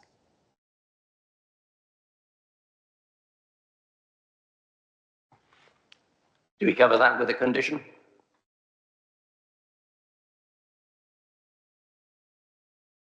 Yep, certainly we can add an additional condition requiring details of the location of the touring caravans and the parking spaces, because there's an anticipation that those parking spaces may need to be moved. So the condition would ask for details of the location of the touring caravans and the parking spaces, and thereafter maintained. Thank you, Philip. Any further comments? Right. We've got a proposal from Councillor Williams to accept officer's recommendation, which was to delegate with a view to approval. Do I have a seconder? Councillor Symington is seconding. Show of hands, those in favour of the officer's recommendation, please. 1, 2, 3, 4, 5, 6, 7, 8, 9. That looks like 10 to me. Right. No objections, 1 abstention. Thank you.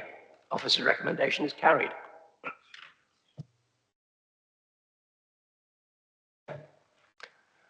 Right, as it's 9 o'clock, can I suggest that we have a quick break? Shall we say back in 8 minutes?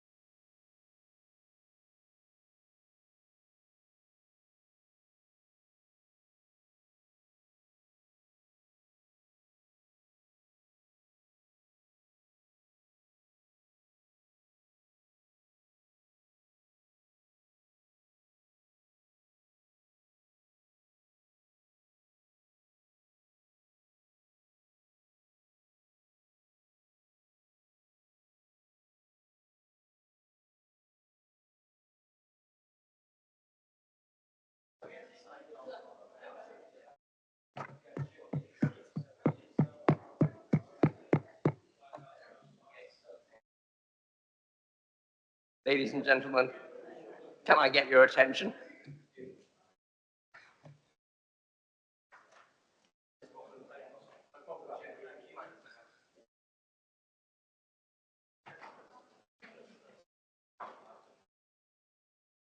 Councillor Symington has just popped out.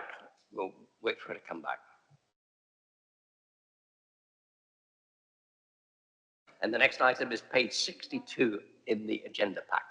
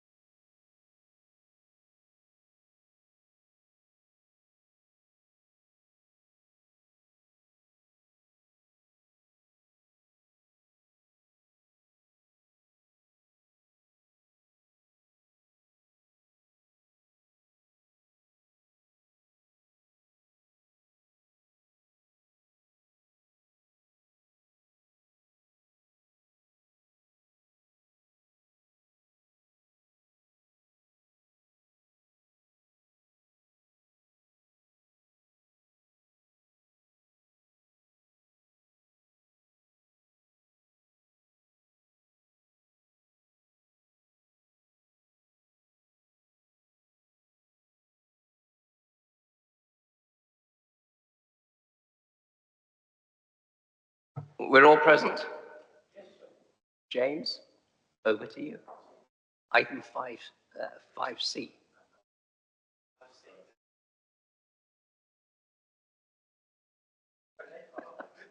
Five. We're not going to do 5B again. Well, We didn't know whether you wanted to do one with speakers first, Chair.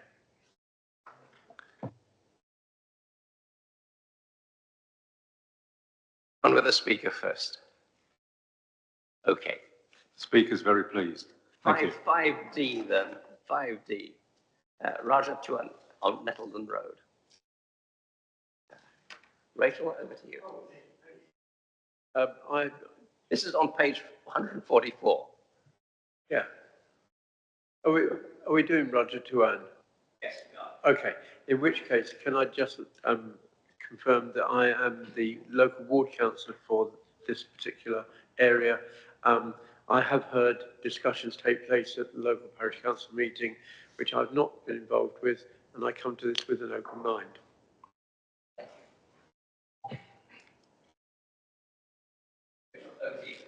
Thank you, Chair. Good evening, everyone. So this application site is Rochetuan, which is located on Nettledon Road in Friston. So the application is at committee due to the contrary views of the parish council, and the development comprises of the addition of a veranda to the rear and a veranda to the side of the existing barn. So I'd like to draw members' attention first to the addendum, which outlines the approved plans condition, which has been reworded to reflect amended plans which have been submitted, which corrected a measurement to one of the elevations of the verandas.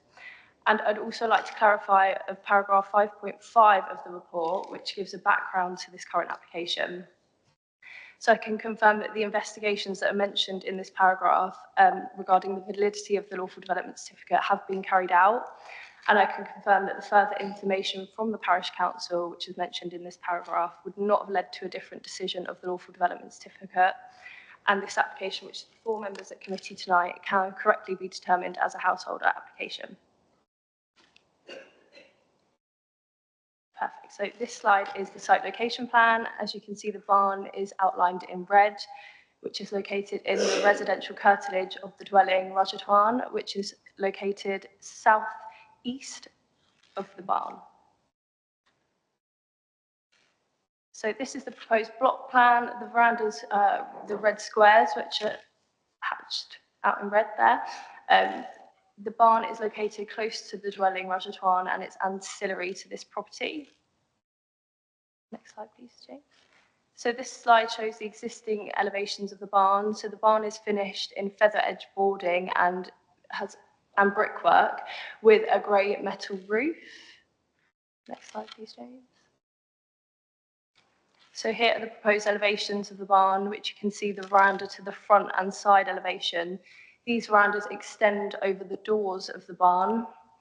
They're quite limited in their height, measuring about 2.8 metres at their highest point. The application site is also within the Chilterns National Landscape. The size and scale of the verandas are not considered such that would harm the national landscape.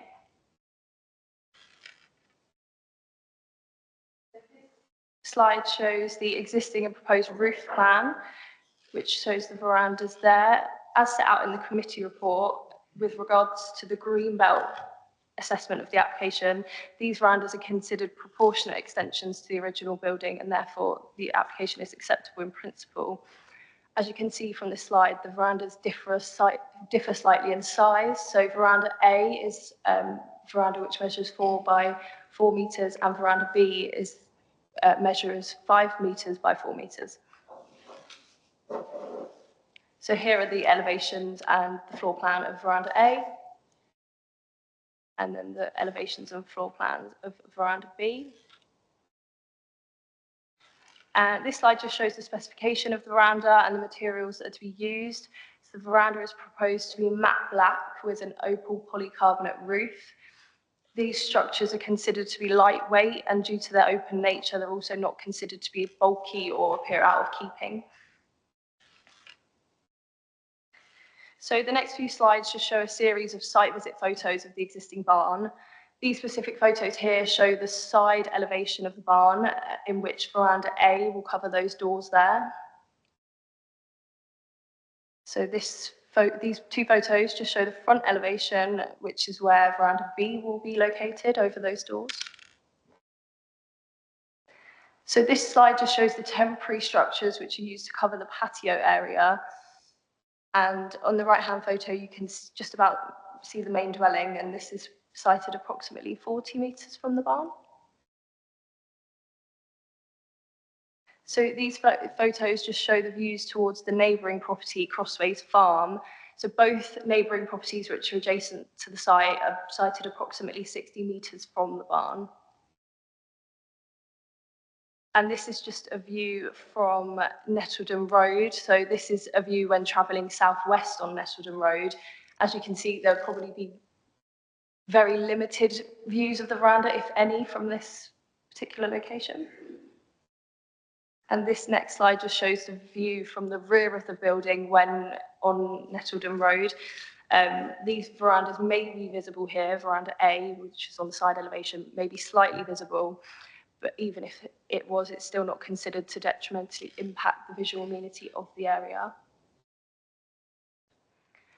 And this image just shows a view when travelling northeast on Nettledon Road. As you can see, the boundary that lines this boundary here is lined in thick hedging and trees, which also make the verandas very limited. So here's the proposed site plan. Again, this is just, in summary, the addition of these two verandas to the existing barn are considered acceptable. They're not considered to harm the green belt or the visual amenity of the area. The site is located in the Chilterns National Landscape, but given the size and scale of the verandas, they're not considered to have a significant impact on its character.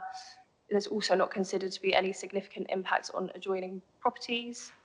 And the application is therefore recommended for approval for the reasons outlined in the presentation. Thank you.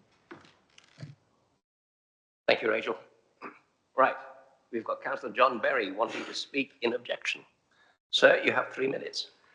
Thank you very much for bringing the opportunity forward after a rather lengthy debate on your previous two. Really, I want to point at 3 particular issues in respect of this particular location. The Parish Council notes that the decision of the LPA accepts the statement in the statutory declaration that the events at this location are not commercial and are not advertised, with guests being applicants, family or friends. Our view is that 85 to 90 people don't just happen to turn up for these events by chance. The events themselves are ones that are advertised through a mailing list and also on the web. In fact, at the present time, there are at least 2 artists being booked for 2026, advertising their performances on public websites. I think, from our point of view, we disagree that the LPA's conclusion that the events are private musical social gatherings rather than those so clearly advertised publicly. The parish council represents that the nature of the events constitute a material change to the use from the overall residential character of the property. I think if the agreement is there for the verandas to be approved for domestic use, there should be a condition that they are used only, that they're not used during the live music events in order to keep the noise down for the wider residents in the area. It's also been noted that in the documentation, it doesn't appear that there's been consideration of the impact of the Grade 2 to Ashridge Registered Park and Gardens, RPG, which is immediately the other side of the road from this particular property. It's not referenced, we understand, in the officer's report, and think that this is a material omission. The concern is that there's noise from the musical events and the light emissions on an area which is supposed to have added protection in terms of tranquility and dark sites. So overall, we see this as being an opportunity for reconsideration of how the activities at this particular location are dealt with. They're not for private family use at all. They are actually for public use. And in the emails advertising events, they include instructions regarding tickets, which is contrary to paragraph 13 of the statutory declaration, which describes events since 2018 and states that they were not ticketed. Thank you. Thank you. Thank you for keeping your time.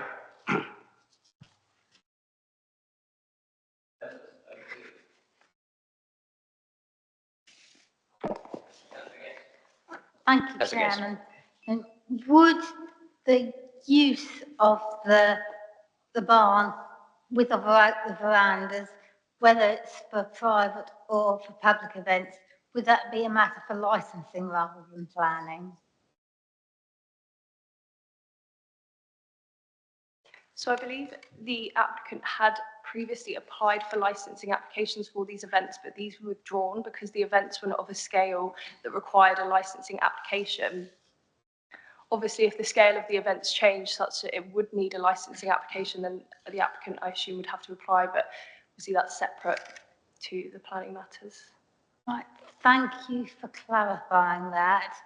Then, on that basis, because these verandas would hardly be urban sprawl, they have such a limited impact on the openness of the green belt, I'll move the officer recommendation. You might want to park that.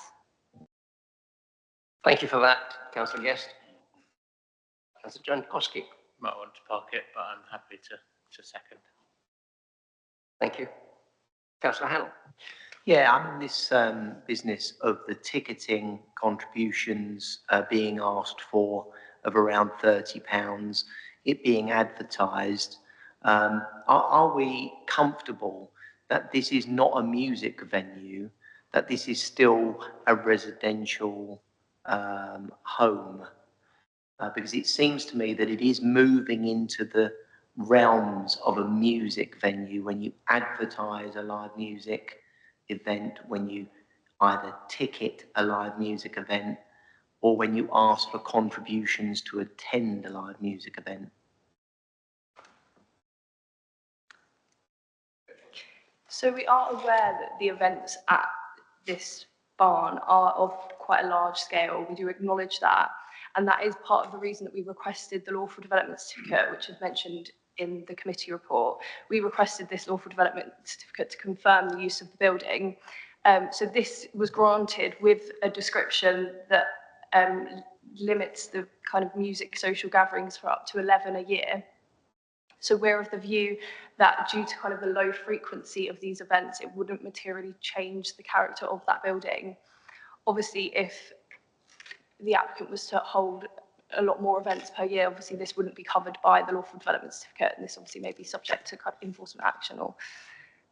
But ultimately, we kind of have assessed everything, and obviously the information that came to us kind of after lawful development certificate was approved, the further application by the parish council, which kind of highlighted those tickets and that all that sort of information, we kind of assessed that again and were of the view that it wouldn't have led to a different decision of the lawful development certificate, and so we're happy to accept this application as a householder application. Any further comments? Because if there are no further comments, Councillor Doris. Thank you, Chairman. I'm really conflicted about this because I do like to support, and I try very hard to support the parish councils that in the areas that I represent, and follow very often their lead if I possibly can. But I'm really sorry, but on this one, I'm at odds with the parish council, because I think that this is an event that has, if you like, operated under the radar for a good number of years. And I'm led to believe that there are a number of people who attend this event or these events from time to time. I haven't been to one. I don't know what they're like. But there are, shall we say, public luminaries who may have attended in the past. I know that they're restricted to 11 events a year. And I think it's very important that if the numbers increased, or if the nature of the events increased, then it would be subject, or it would come within the overview of the licensing committee to actually get a resolution to that aspect of it. But in terms of planning, I think basically what they're doing, looking at the drawings as well, is broadly changing a soft fabric awning to a slightly harder fabric covering. And on that basis, I'm very sorry, Parish Council, but I'm afraid I'm going to support the application. Sorry.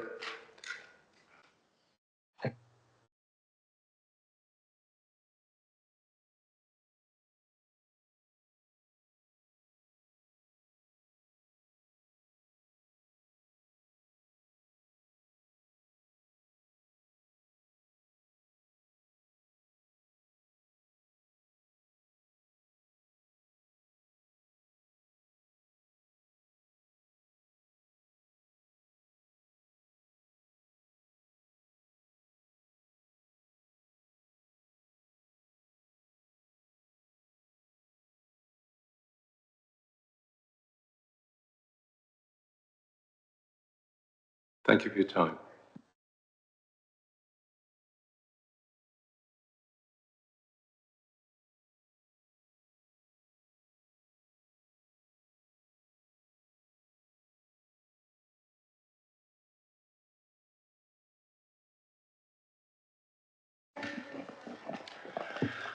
Right, thank you, Chair.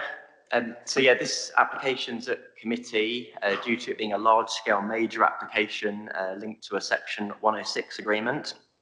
So a number of works are proposed at Penley Manor, which you can see on screen there, and we'll go into them a bit in the presentation, so I won't do so now. Draw members' attention to the addendum, a number of sections on there. So one section regarding the new bedroom block that was omitted from the initial report in the Principle of Development. There's been comments from Hertfordshire Ecology that have also been received, who raise no fundamental issues with the application. And there's been a change of the wording of the contaminated land condition.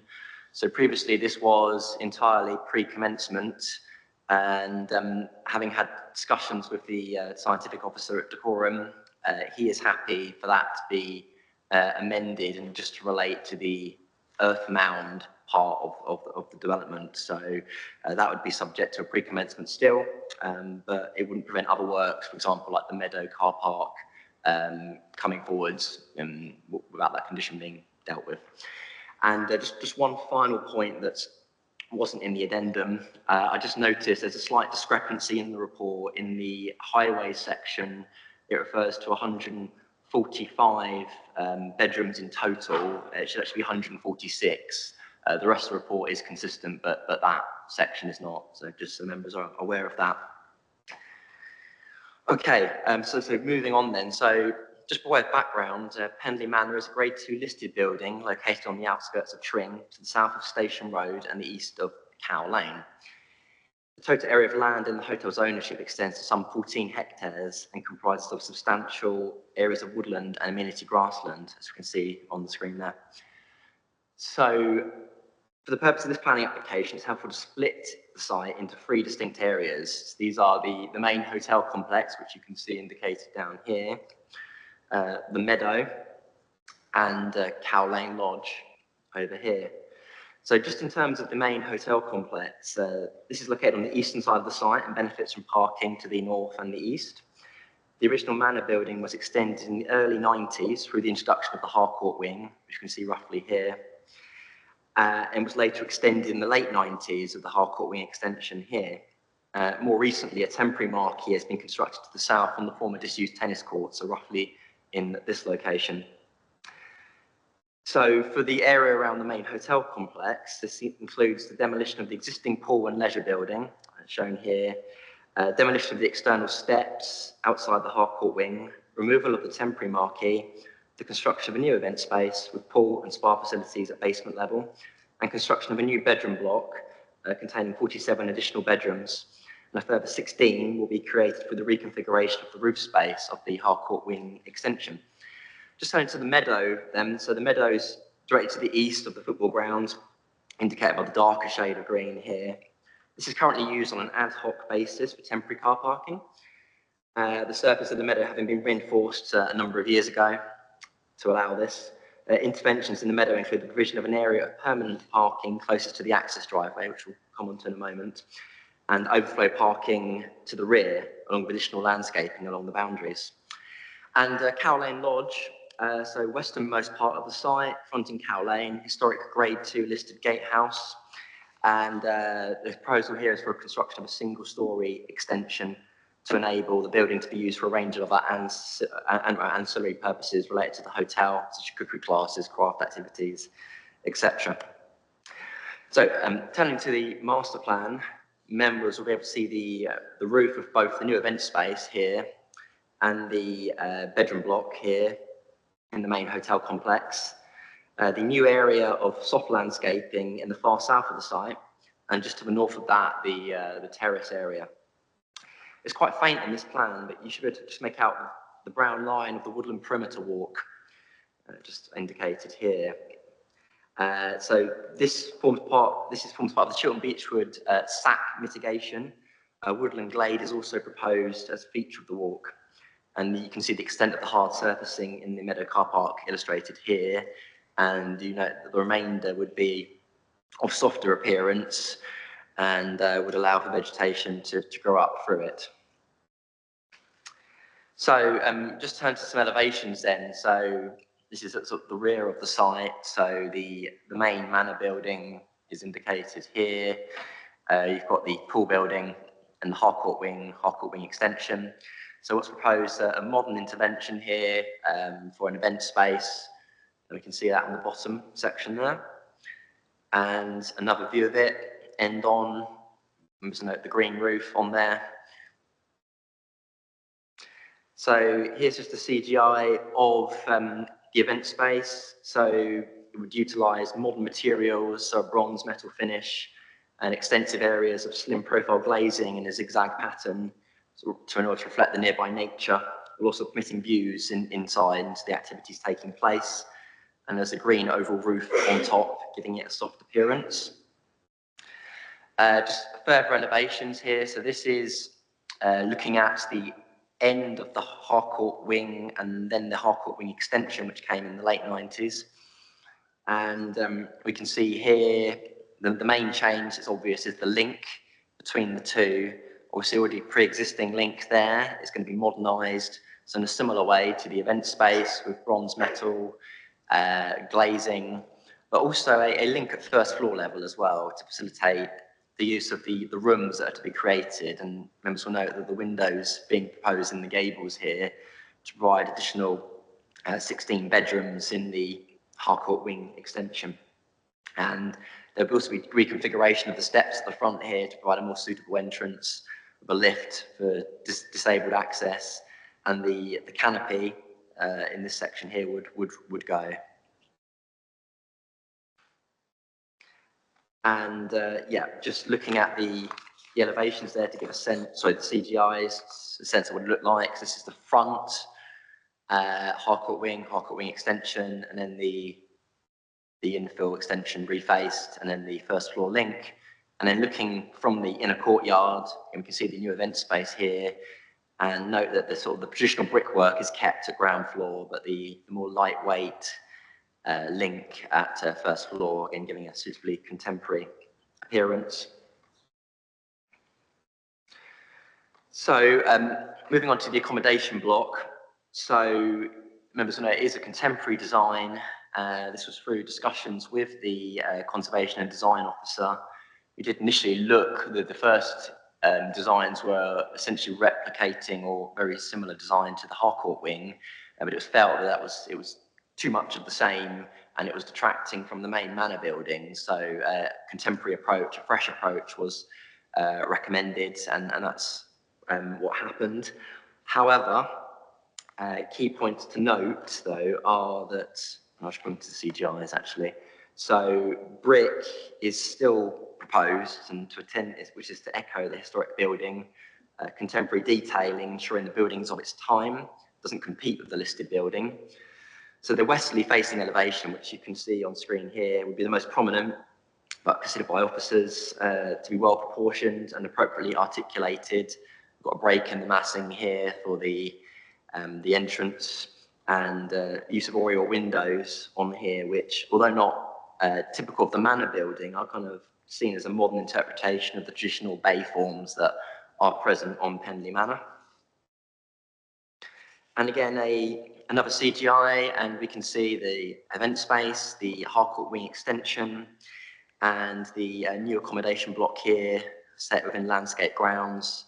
Currently, around this location, there's a bin store, which would be removed, and that's going underground, so you can provide a more pleasant environment for guests when they're walking in this area here.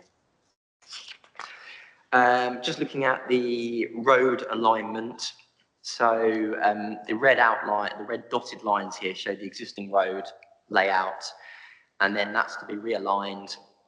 And I mean, essentially, that's to provide a more aesthetically pleasing view when you come into Penley Manor. So at the moment, you're presented with the gable wall of the Harcourt Wing, but this would direct views more towards the frontage and heading towards down to the main manor building.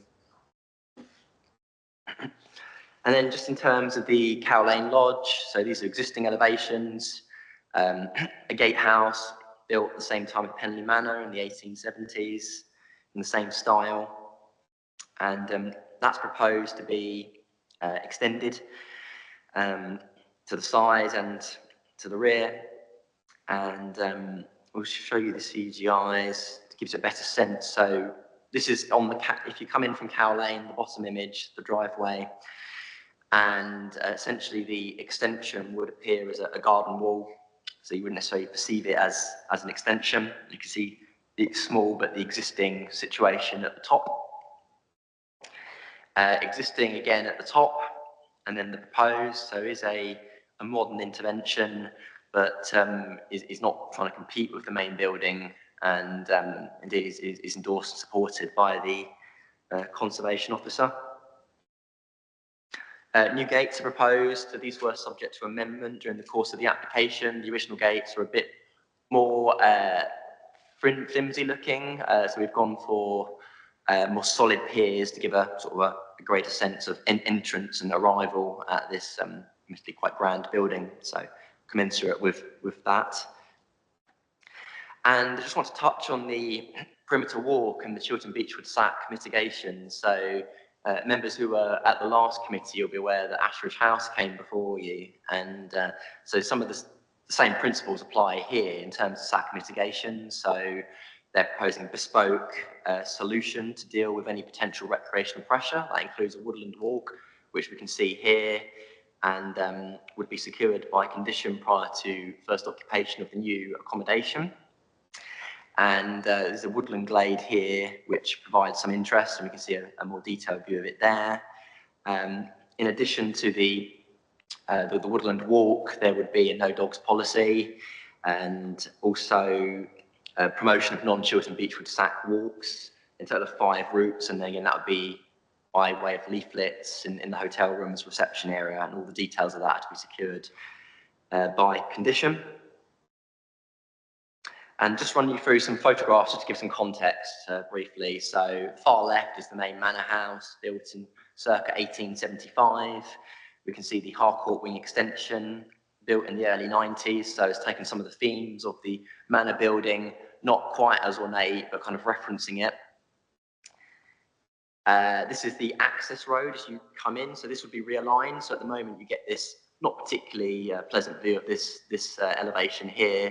So it would now be directed more to the frontage there. So that's welcome from officers' perspective. This is the link. It's proposed to be refaced at ground floor level and have the contemporary approach at first floor. This is the rear, so we can see the existing swimming pool building, which is to be removed, and the link here as well, connecting to the main manor building. And that's to be replaced in this central area with the new event space. These steps are also to go in order to allow the event space to connect in to that Harcourt Wing extension. Looking back, again, the rough location of where the event space would be. This is the current temporary marquee, which was approved in 2021, but it was, as outlined in the report, very much a temporary solution. Council were mindful of Penley's needs to bring in revenue post-COVID and to sort of get back to a viable sort of situation, but it's not a permanent solution. We want something that will, enhance this listed building. So this is to go, but obviously it's worked quite well so far and been successful as far as I understand. And looking back towards the marquee building there, or some of the grassland to the rear. This is the Cow Lane Lodge.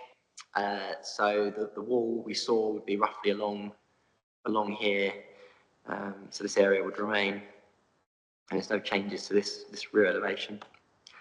And then just finally finish on some further CGIs of the proposal, again, different view of the event space. So this would have a basement area for the spa facilities, swimming pool, etc. And this would be very much a multifunctional space, so used for weddings, but also sort of corporate events as well. And indeed, this is now a greater percentage of Penley's clientele than leisure guests, so quite important. Again, a further view of the new accommodation block is looking from the car park to the front of the Harcourt Wing extension. And a different view of Cow Lane Lodge from the inner garden there.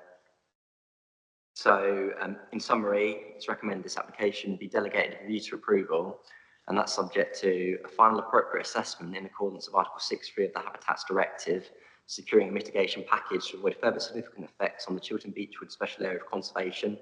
So that will include a prohibition of overnight guests bringing dogs into the site, the promotion and management of the Penley Manor walking route as an alternative to the Chiltern Beechwood Sack, promotion of non-Chiltern Beechwood Sack walking routes, and the payment of a financial contribution for strategic access management and monitoring up at the Ashwood estate. And finally, overcoming the outstanding objection to the lead local planning authority objection, and there being no consequential material changes to the external appearance of the development and the conditions set out in section 11 of the report. Thank you. Thank you, James.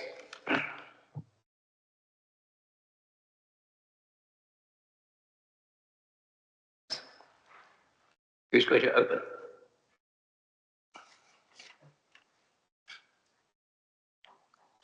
Looks like Councillor Madden. I'd like to get in first. No, it's just a comment, really. I absolutely love this. I think it's fabulous. makes me want to be an architect. I love the old with the new, and I've always thought that I know I've been to Pendley for several events, and I always think it's a little bit strange and bitty looking, and I think this is going to tie everything together so well. So I know you're going to park it for a minute, but I'd like to propose officer recommendation.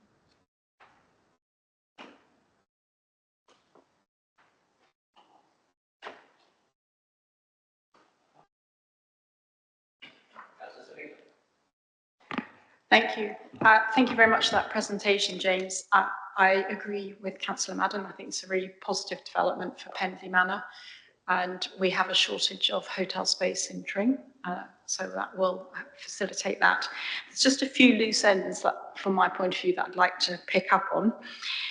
You mentioned about the League Local Flood Authority's objection. I noticed that they first objected in September of last year, and they objected again in January. I just wondered why this has come forward without any of the resolution to that. Thames Water have also objected. So it's obviously a really important issue, and as I mentioned earlier, I'm the county councillor in Tring Division, and flooding is a really major issue in parts of that division. So it's a subject close to my heart to resolve these issues. So I guess my question is, given this has been outstanding for a while, why that, I appreciate that we're obviously delegating it to you, but why that hasn't been resolved? I just want to mention two other things I've picked up. Obviously, there are all the sports clubs next door, and one of their comments, and I'm not sure if it's in your report, but they've mentioned about ball strike nets and things. I'm afraid I haven't read the whole of your report, but presumably any necessary measures to protect, I guess it's the lodge, it won't really be the rest of it, from the facilities will be accommodated.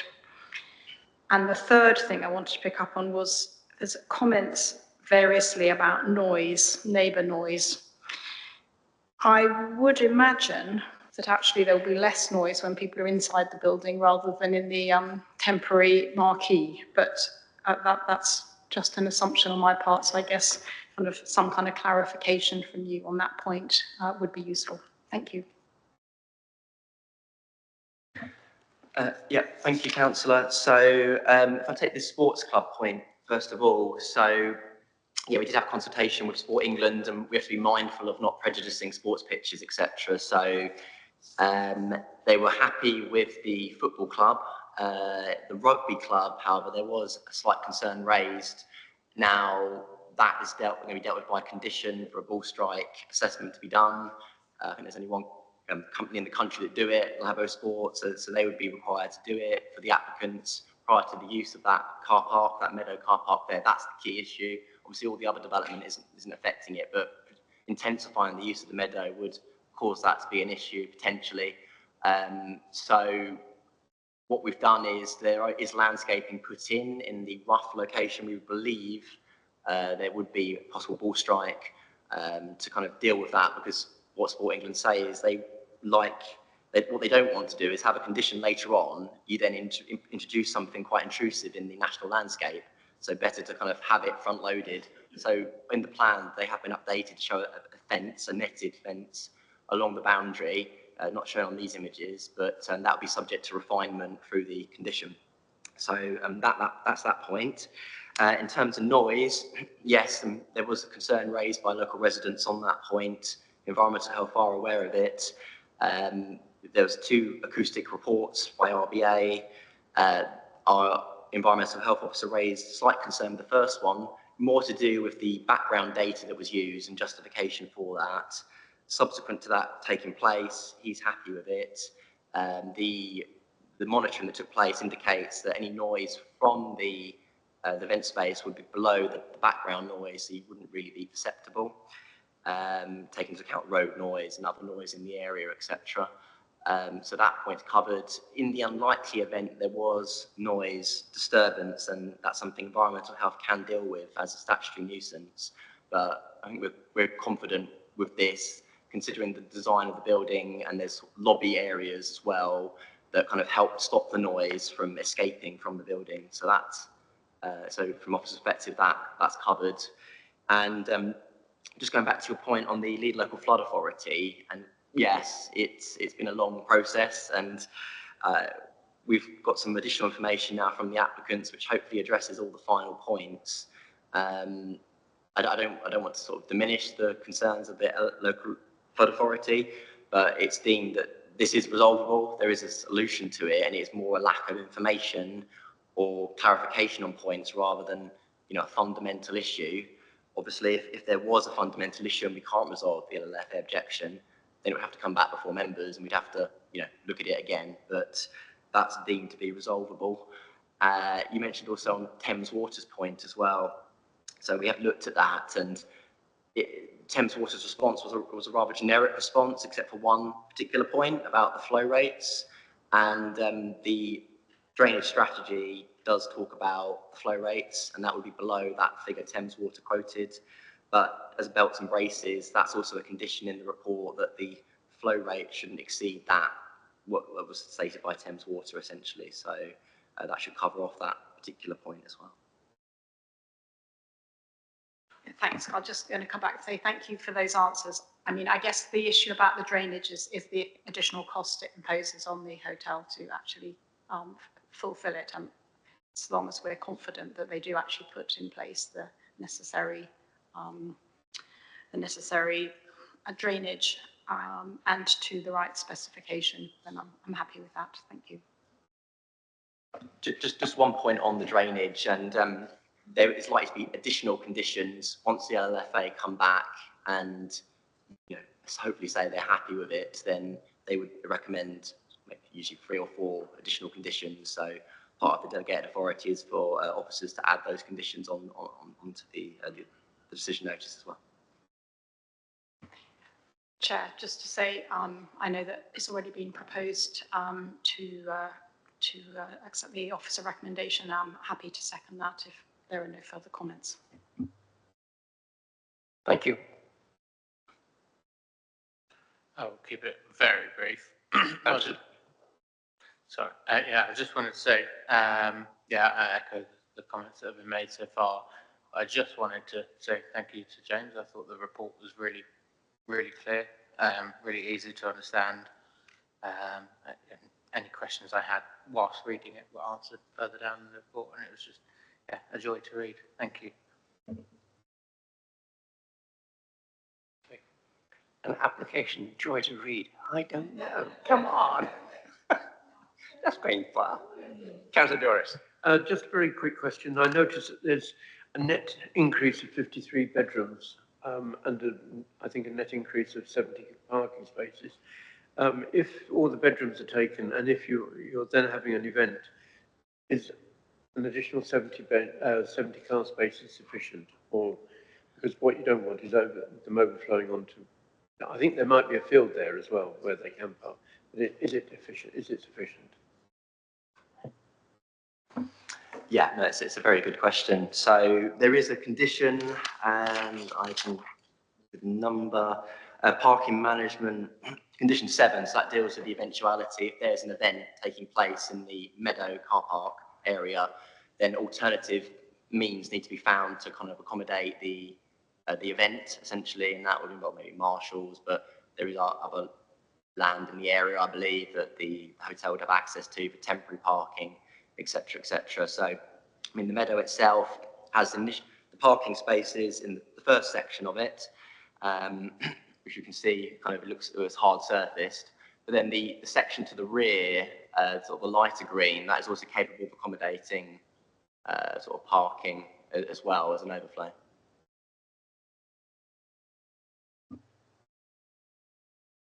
Any further comment? Right, good. Shall we move to an officer's recommendation? Proposed by Councillor Guest, seconded by Councillor Symington. Was it? Chairman, that was proposed by Councillor Madden. Sorry, Councillor Madden, I do apologise. Right. Seconded by Councillor Symington. Show of hands, those in favour, please.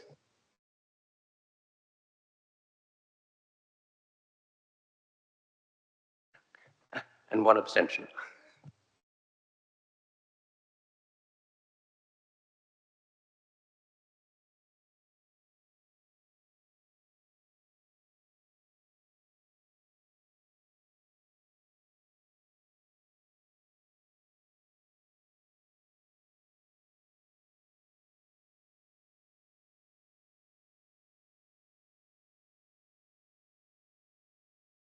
Yes, thank you. So version 2 is identical to version 1, other than there was a correction in that Great Gaddesden was changed to Little Gaddesden in respect of the Church Road enforcement case. So apologies to Little Gaddesden for that error.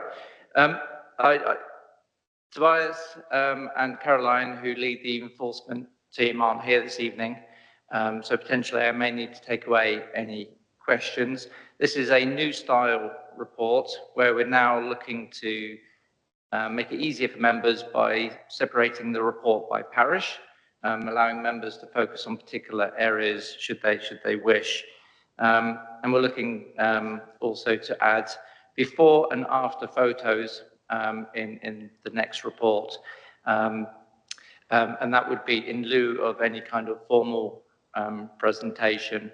And we're also looking at ways in which members could ask questions in advance or come and speak to the enforcement team afterwards, because obviously this item is often heard very late in the meeting and is sometimes pushed off the agenda completely because of planning applications, and we don't really want enforcement officers here for 3-4 hours and not be heard. So we're looking at alternative mechanisms by which members can receive the information that they require, and obviously the enforcement team are available anyway. So yes, it's new format at the beginning. It talks about there's the new notices served.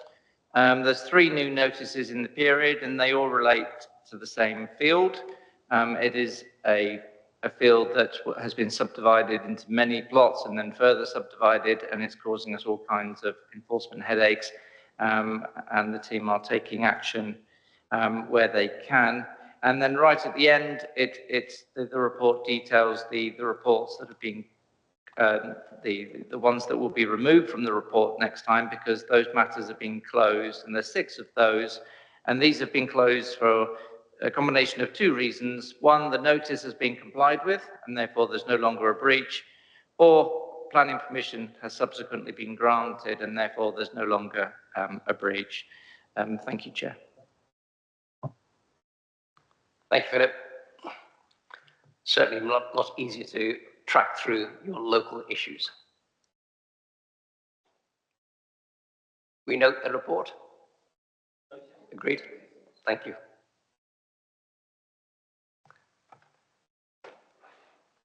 Right, we close the meeting just before 10 o'clock.